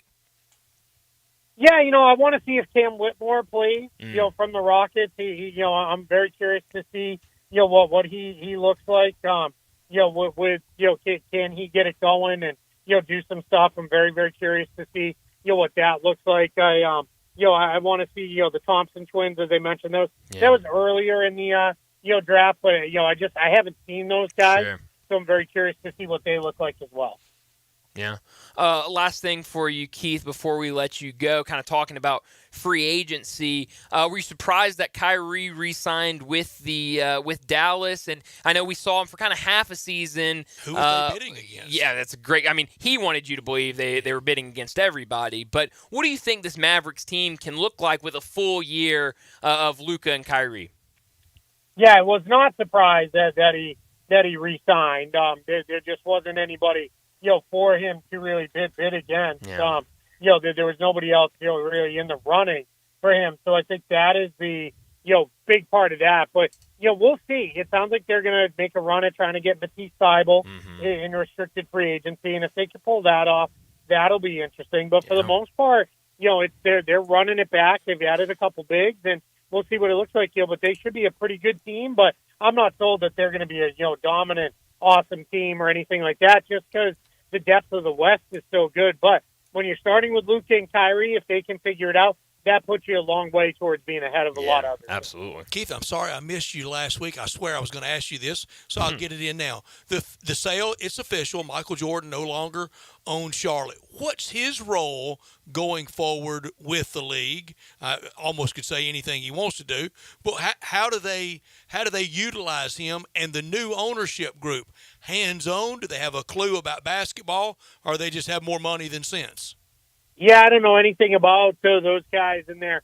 Basketball, I know one of the owners, he's been a part owner of the Hawks for a couple years, so presumably he, has at least some understanding of the way things work. And so far it seems like, they were pretty content to let MJ run it until, everything goes through and is all finalized. And, that's the way they kind of handled at least the first little bit here of that transition. And then as far as Michael Jordan goes, my guess is we're going to see him kind of fade away a little bit and be, kind of do whatever it is he wants to do, whether he's still going to be a part owner of the Hornets. So I'm sure we'll still see him around. I'm sure the NBA will do their best to get him involved in big league-wide things, which he's been somewhat reluctant to do over the years. But, for the most part, I think you're going to see him probably, play a lot of golf and, kind of do the things he wants to do versus having to be, there kind of, running a team from day to day.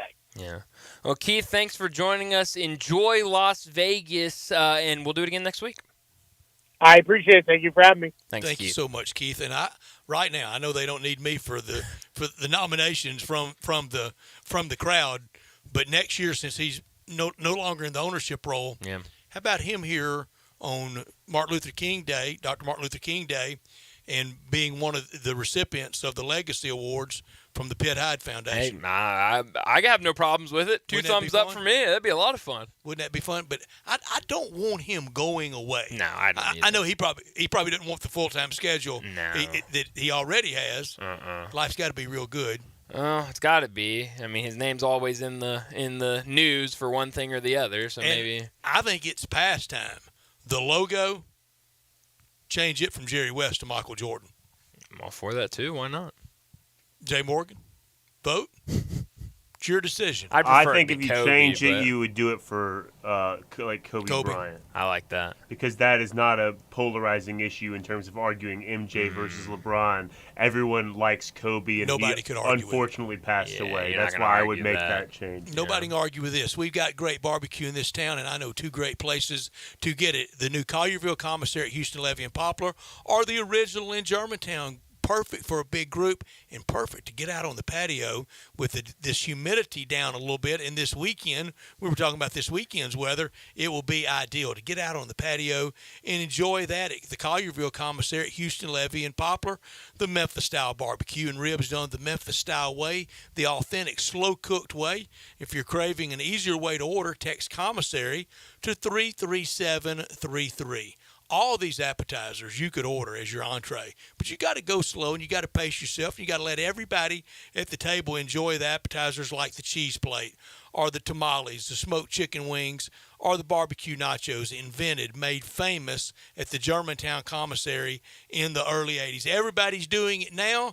They did it first. Then dig into the ribs, the shoulder, chopped or pulled on a plate, on a sandwich, all the sides, beans, slaw, deviled eggs, bread as well. Look, I know a lot of people over the barbecue, over the grill the last few days. You've been trying it. I bet it was good. I bet the commissary's better. Let's go there. You tried it. Now let's go back to the pros. You can order it by the 6-pack or an 8-pack or a 12-pack, and the lemon icebox pie.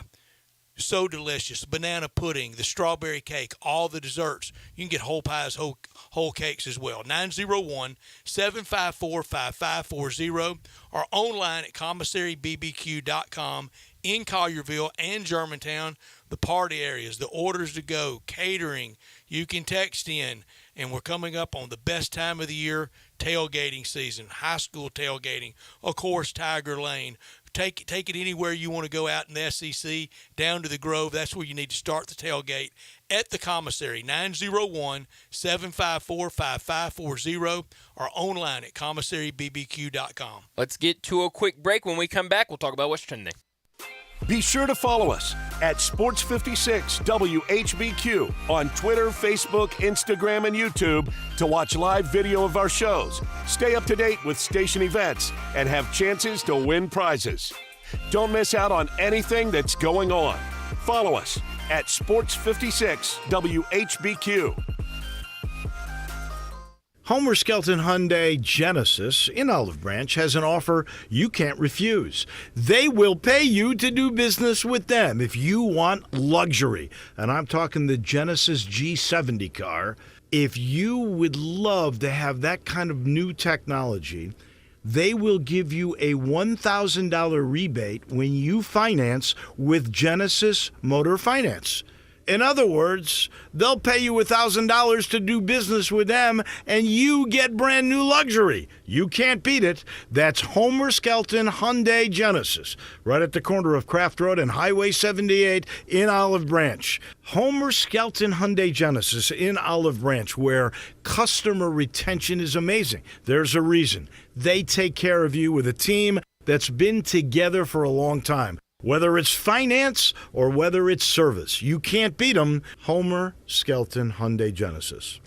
I'm with John Burgos from the world-famous Rendezvous in the Alley since 1948. Brett, I want to talk about our seasoning and sauce today. Our sauce is a great blend of sweet, mustard, and vinegar. It's good on so many items other than barbecue. It's good on pizza. People use it in lieu of ketchup. But our seasoning is the original dry rub, created by my father using a mixture of Greek and Cajun spices. People think our sauce and seasoning are good just during the grilling season. Nothing could be further from the truth. It's good year-round. Our seasoning is good on fish, chicken, deviled eggs, corn on the cob, French fries. People even put a dash in a Bloody Mary. To get a complete list of all of our recipes using our products, go to hogsfly.com, click recipes, and you'll see 50 wonderful items and dishes. And Brett, our sauce and seasoning is available at most grocery stores, and if they don't have it, please remind your grocer to stock it. And our slaw is also available at most Kroger stores. Thank you, John. The Rendezvous, Mr. Charlie Burgos' Rendezvous in the Alley since 1948 and celebrating its 75th year. Ray Magliozzi here for eBay Motors. Okay, easy now. You're teaching your kid how to parallel park. Ouch! Turns out he likes to do it by feel. Don't worry, eBay Motors has bumpers, taillights, trunk lids, license plate holders, 122 million parts. Pull up just a little bit. And headlights. They've got lots of headlights. Get the right parts at the right prices. eBay Motors. Let's ride. Your Memphis Grizzlies are hiring for part-time positions. Join their career fair on Tuesday, July 11th from 5 to 7:30 p.m. in the FedEx Forum Grand Lobby. For more information and to register, visit grizzlies.com/career-fair.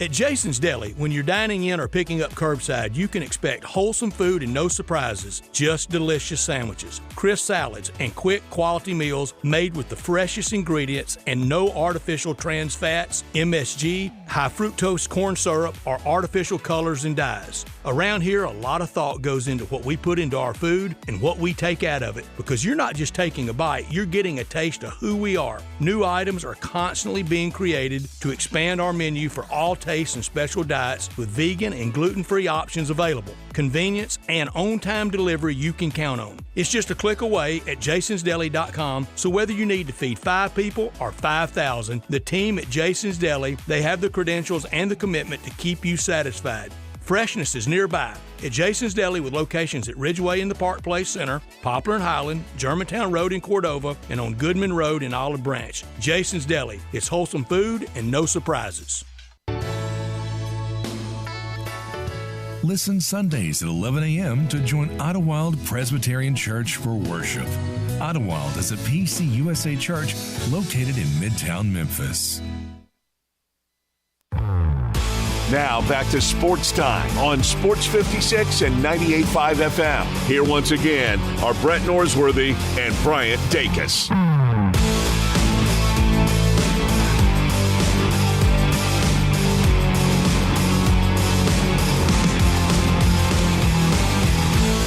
Welcome back into Sports Times. We've got about 30 minutes left in today's show. And Brett, we're looking at the AL West standings, and Astros, they're right there. I'm going to bring them up in crunch time. Are they right there?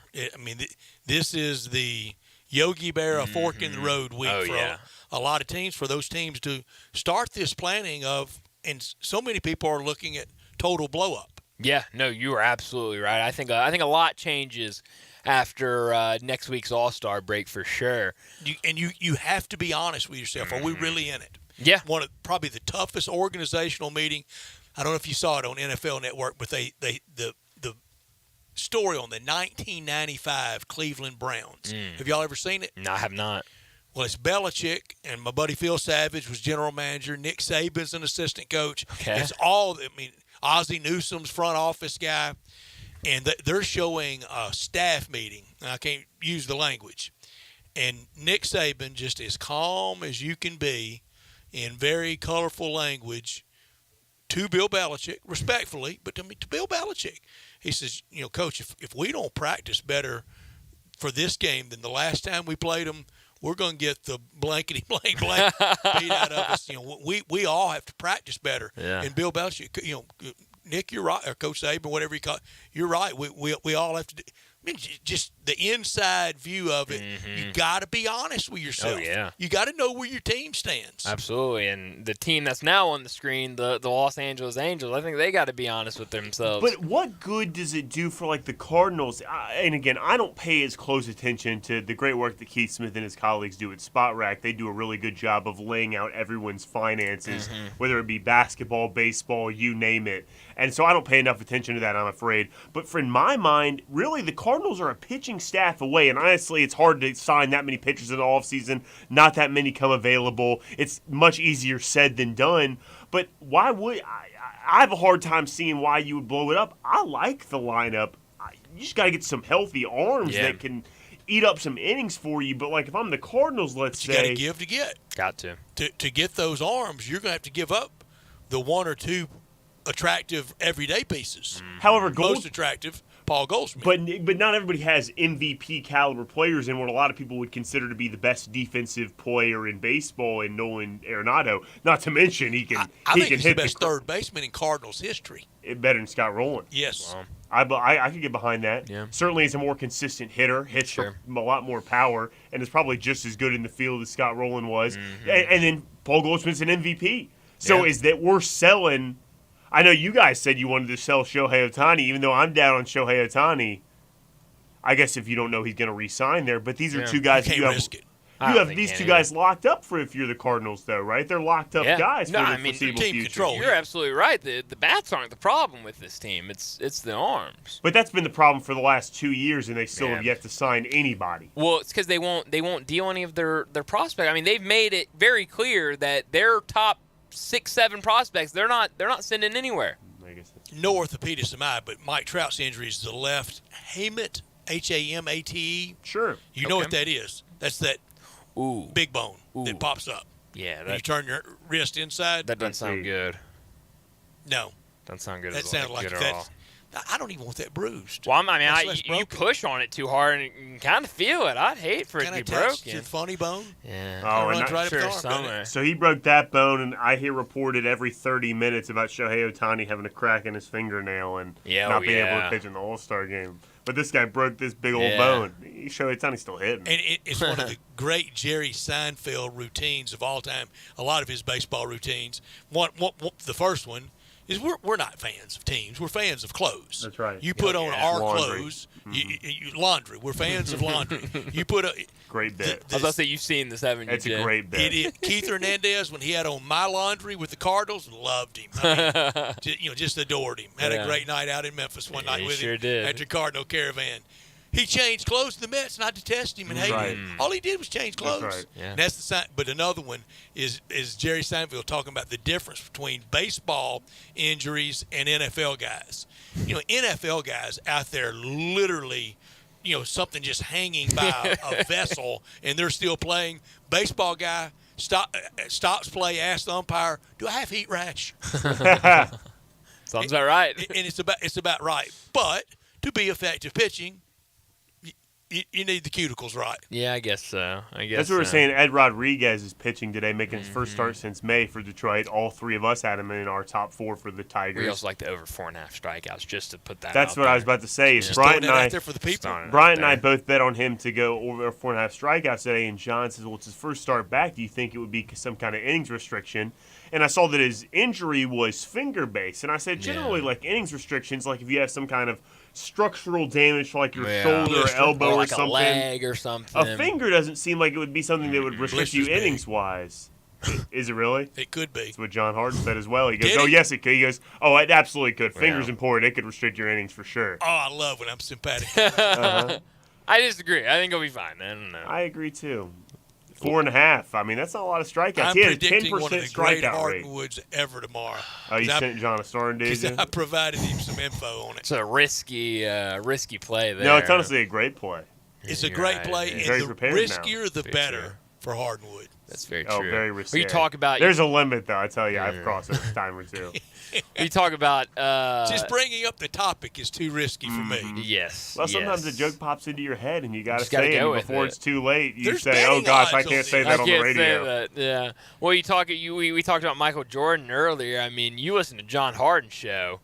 Michael Jordan comes up almost every day, and none of it has to do with playing basketball. It certainly doesn't. The life he's leading. And the life his son's leading. His son is dating Scottie Pippen's ex-wife, and so it's very risque. Like you said, the more risque, the better. It's a very risque Hardwood story. We get that one about once a week, at least once every other week. Stay out of that story.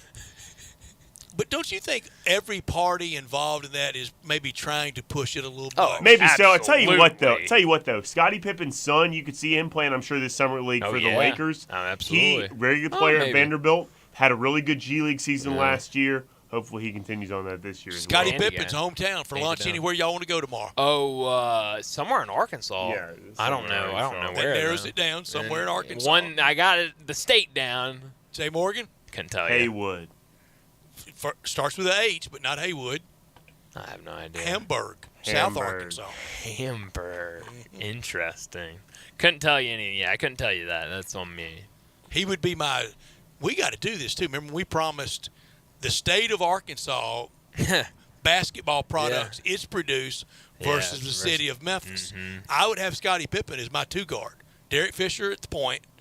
Pippen, Moncrief. Wait, so you're going the whole state of Arkansas versus Memphis? Wow, It's a whole unfair state, advantage. right? Wow. That's 3 million people versus a million. That's So right. Tennessee, as a whole, would Corey Brewer make your list? Ooh.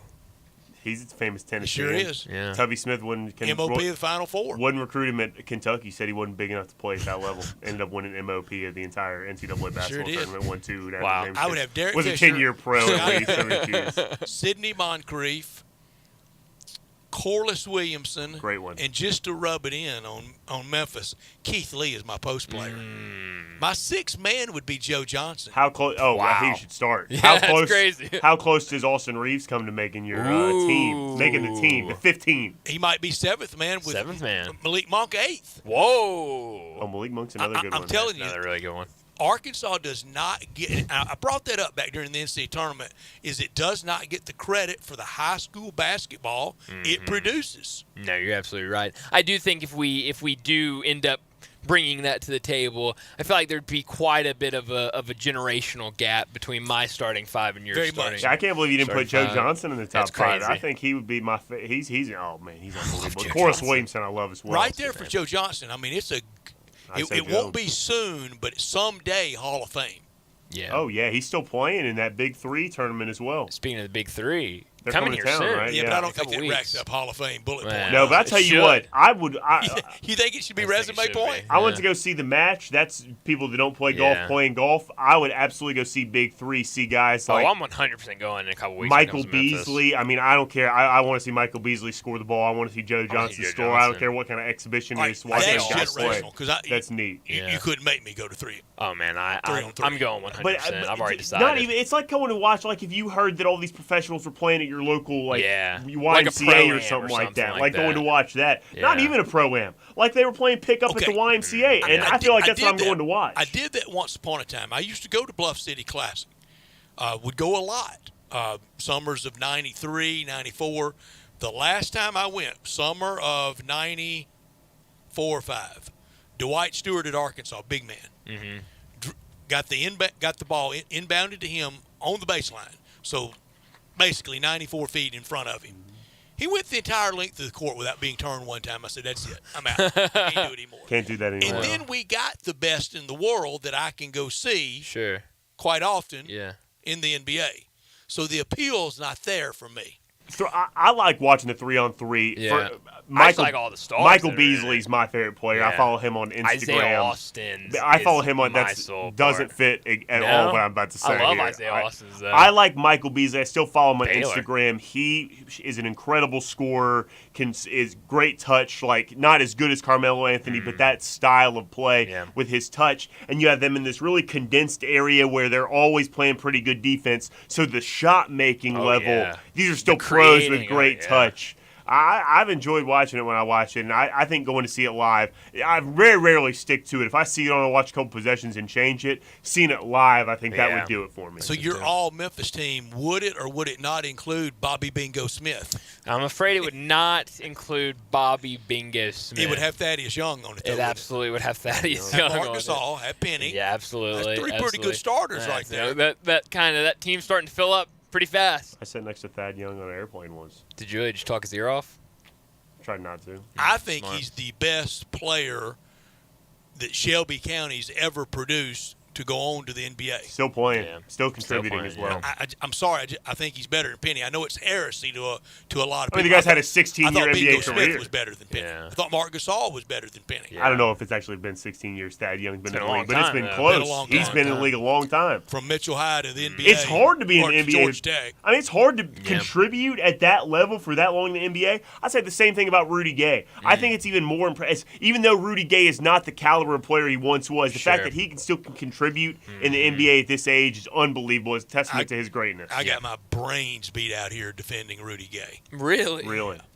Why? People were just ready for him to go when he went. Yeah, people were mad. And that's very true. The right/wrong ones got on him, and it was done. Well, speaking of the big 3, I saw about an hour ago. Oh yeah, no kidding. Oh, you saw that? This is your fault. This is your fault. You kidding? Where can I verify that? Where was I gonna say? I don't know. You know what? I have no idea. This is what I'm talking about, Brett. You don't experience this on a daily basis like I do, but Jay Morgan really bothers me. What I was gonna say is Tony Allen's in the big 3 now. You're kidding me. Not kidding you. How about that? Sure is. So does that sway you anymore? You go see 2 but former that's Memphis like, greats, look, man, Robert look. Dozier. More prone. Brian's not selling the right pieces here. Am I He's not? selling a defensive prowess guy and a big guy that doesn't move all that well. I'm talking about like Michael Beasley and Joe Johnson, guys that are going to make all the shots they take. Like that's what we're going to see. We are not going to see Isaiah Austin. And, I love Tony. I got 2 my brain T-shirts. beat out over Tony Allen too. Really? You're not a huge Tony fan, are you? You know, you're winning nothing that matters with him as your front man. For as much as and what did we win with him as our front man? That's true. But as much as Jay Morgan likes to scoff at the people that just likes to see the ball go in the hoop, he really is selling this league. No, I love going to see the ball go in the hoop. I cheer for the offense. I have to stop myself all the time going to Grizzlies games so I don't get beat up. But I'll be watching the other team and they'll have a great possession and score, and I'll be pumping my fist that was awesome. And I'll be I can't do that. No, we're cheering for the Grizzlies. Go Grizz, go Grizz. Yeah, that's true. Anyway. But I'm telling you, big three. Brett, we're going to have to sway you some way, somehow. But let's go ahead. Tell me all about it. I'm looking forward to y'all going. What's more likely? I'll let Jay Morgan tell it, not me, I guess. What's more likely? We can get you to go to the big three, or we can get you to watch this MLS game tonight. Ooh, good question. We have bets on the MLS game. Does that sway you any? Big three. Okay, there you go then. Let's go ahead and get to our final break of the day. When we come back, it'll be time for Taco Bell Crunch Time. We are real sports talk. Sports 56 WHBQ.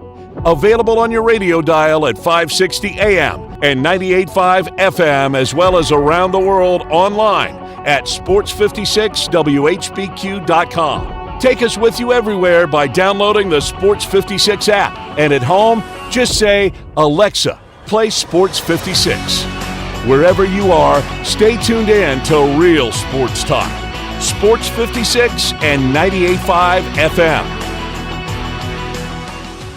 Case IH is a proud supporter of the Mississippi Farm Bureau, and thanks to a membership benefits partnership, Mississippi Farm Bureau members receive a discount of up to $500 on every qualifying Case IH tractor and piece of equipment you purchase. This discount may be used with other promotions, rebates, or offers. So join Mid-South Ag Equipment and the Mississippi Farm Bureau and pocket up to $500 in savings. Call Mid-South Ag at 662-890-3141 to get your discount today. Prescriptions require an online consultation with a healthcare provider who will determine if appropriate. Restrictions apply. See website for details and important safety information. Subscription required. Price varies based on product and subscription plan. Hey guys, did you know there's a generic form of Viagra that works just the same, but is 95% cheaper? Just go to 4hims.com/joy. Through Hims, you'll get a free medical consultation, discreet shipping if prescribed, and the process is 100% online. To start your free online visit, go to 4hims.com/joy. That's FORHIMS.com/JOY. Is your roof leaking? Do you have water damage on your ceiling of your home or business? Do you need assistance gathering much-needed data and images from your storm-damaged roof for an insurance claim? Call Metro Builders, roof and restoration specialists, and schedule your free inspection. At Metro Builders, our team of Hague-certified technicians and fully trained estimators are ready to come out and evaluate any concerns you may have. Metro Builders Roof and Restoration. We accept all insurance carrier scopes. Call Metro Builders now. Each and every day, we provide clients many different types of data and estimates for their insurance carrier. These include estimate and photo reports of all damage, from the roof to water damage on rafters and ceilings and even studs and plates inside walls. Check out the local BBB for our 27-year history in construction in Memphis, or check us out online today at metrobuildersmemphis.com. That's metrobuildersmemphis.com for your local residential and commercial roofing and restoration experts. Call me. 901-375-1717. That's 901-375-1717. It's Wrangler season out there. Warmer days, cooler nights. Open roads, endless horizons. And you need to be ready in jeans made for the unpredictable. Wrangler, for the ride of life. Shop our newest styles today at Wrangler.com. Now back to Sports Time on Sports 56 and 98.5 FM. Here once again are Brett Norsworthy and Bryant Dacus.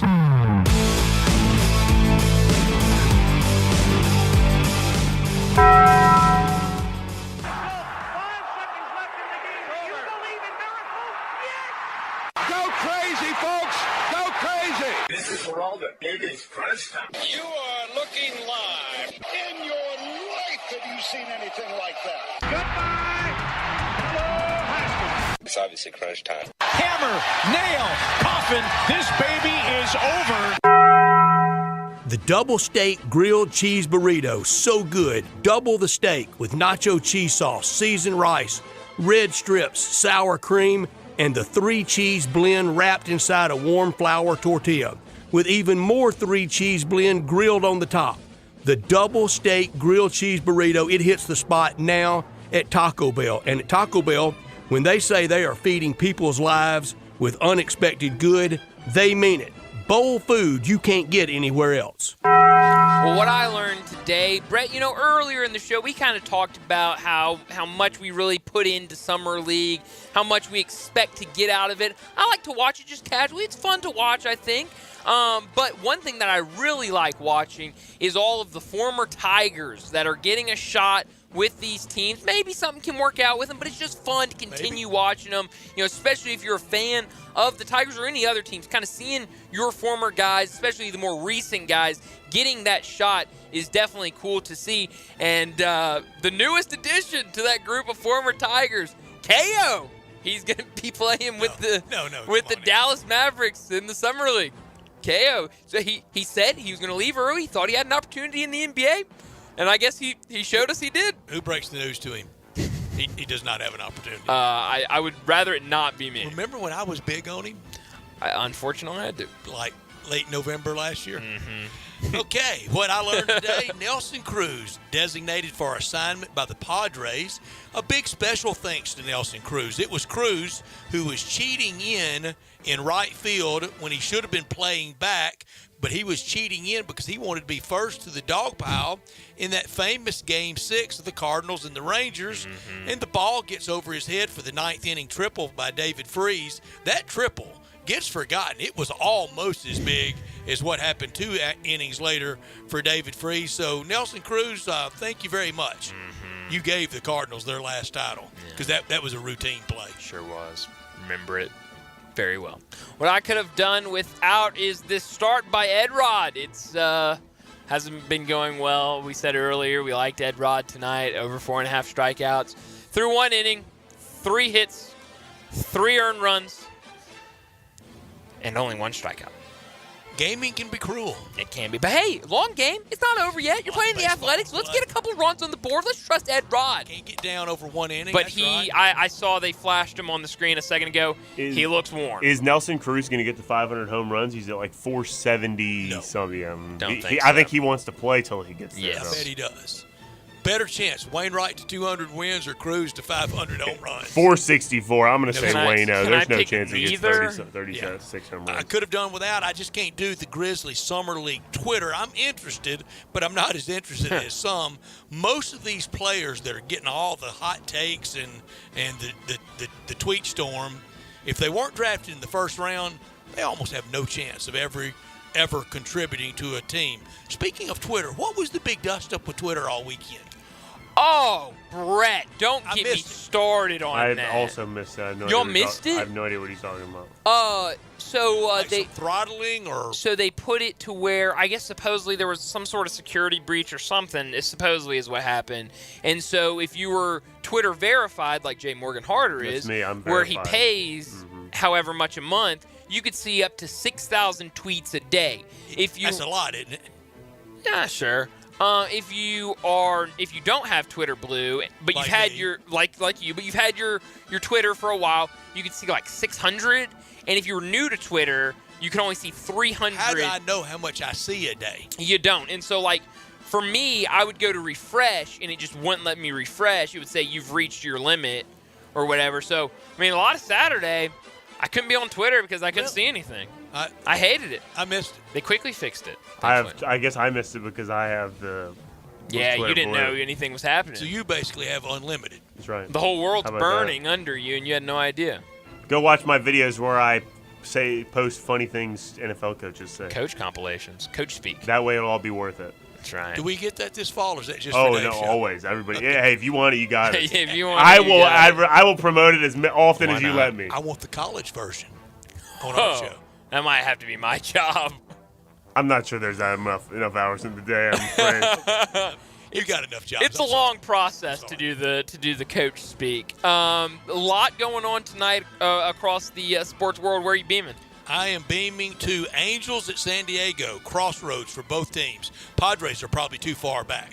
And the Angels now without Mike Trout and now the injuries to Rendon and to Shohei, they have to decide, is it go for it? It may appear to be go for it in the standings when it's really not. So I would go there. Yeah. Jay Morgan? I went down to the Crossroads. I think Joe Crocker. Anyway. I'm going to go to Miami. St. Louis Cardinals and Miami Marlins down there. That's a good series. I want to keep watching. I'm surprised you're not going to an MLS game. You want to go to the MLS game? Go. No, I'm not going to the MLS game. I'll go to Arizona. I'll watch the Diamondbacks face off against the Mets. I like this Arizona team. I like watching them. Good team. Everybody playing tonight. 15 baseball games today and tonight. O's at Yankees. Braves in Cleveland had a classic last night.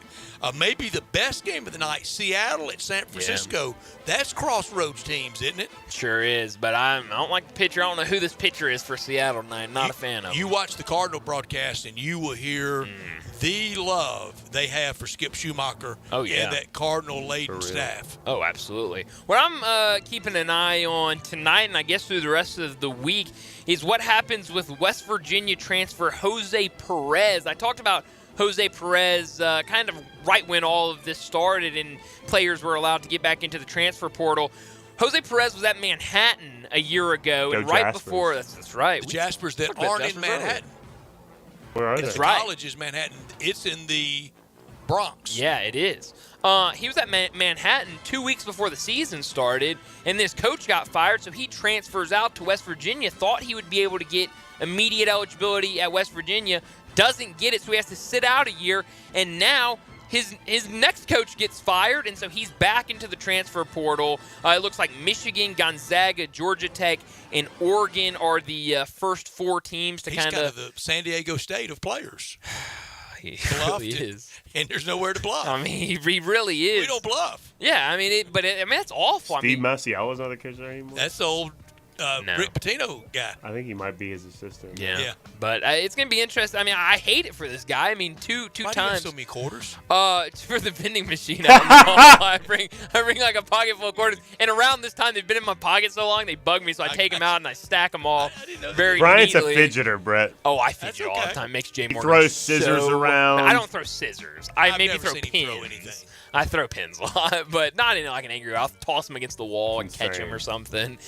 But that's all the time we have today. Like I said, a lot going on in the sports world tonight, so enjoy your night. We'll talk to you again tomorrow afternoon at 3 o'clock.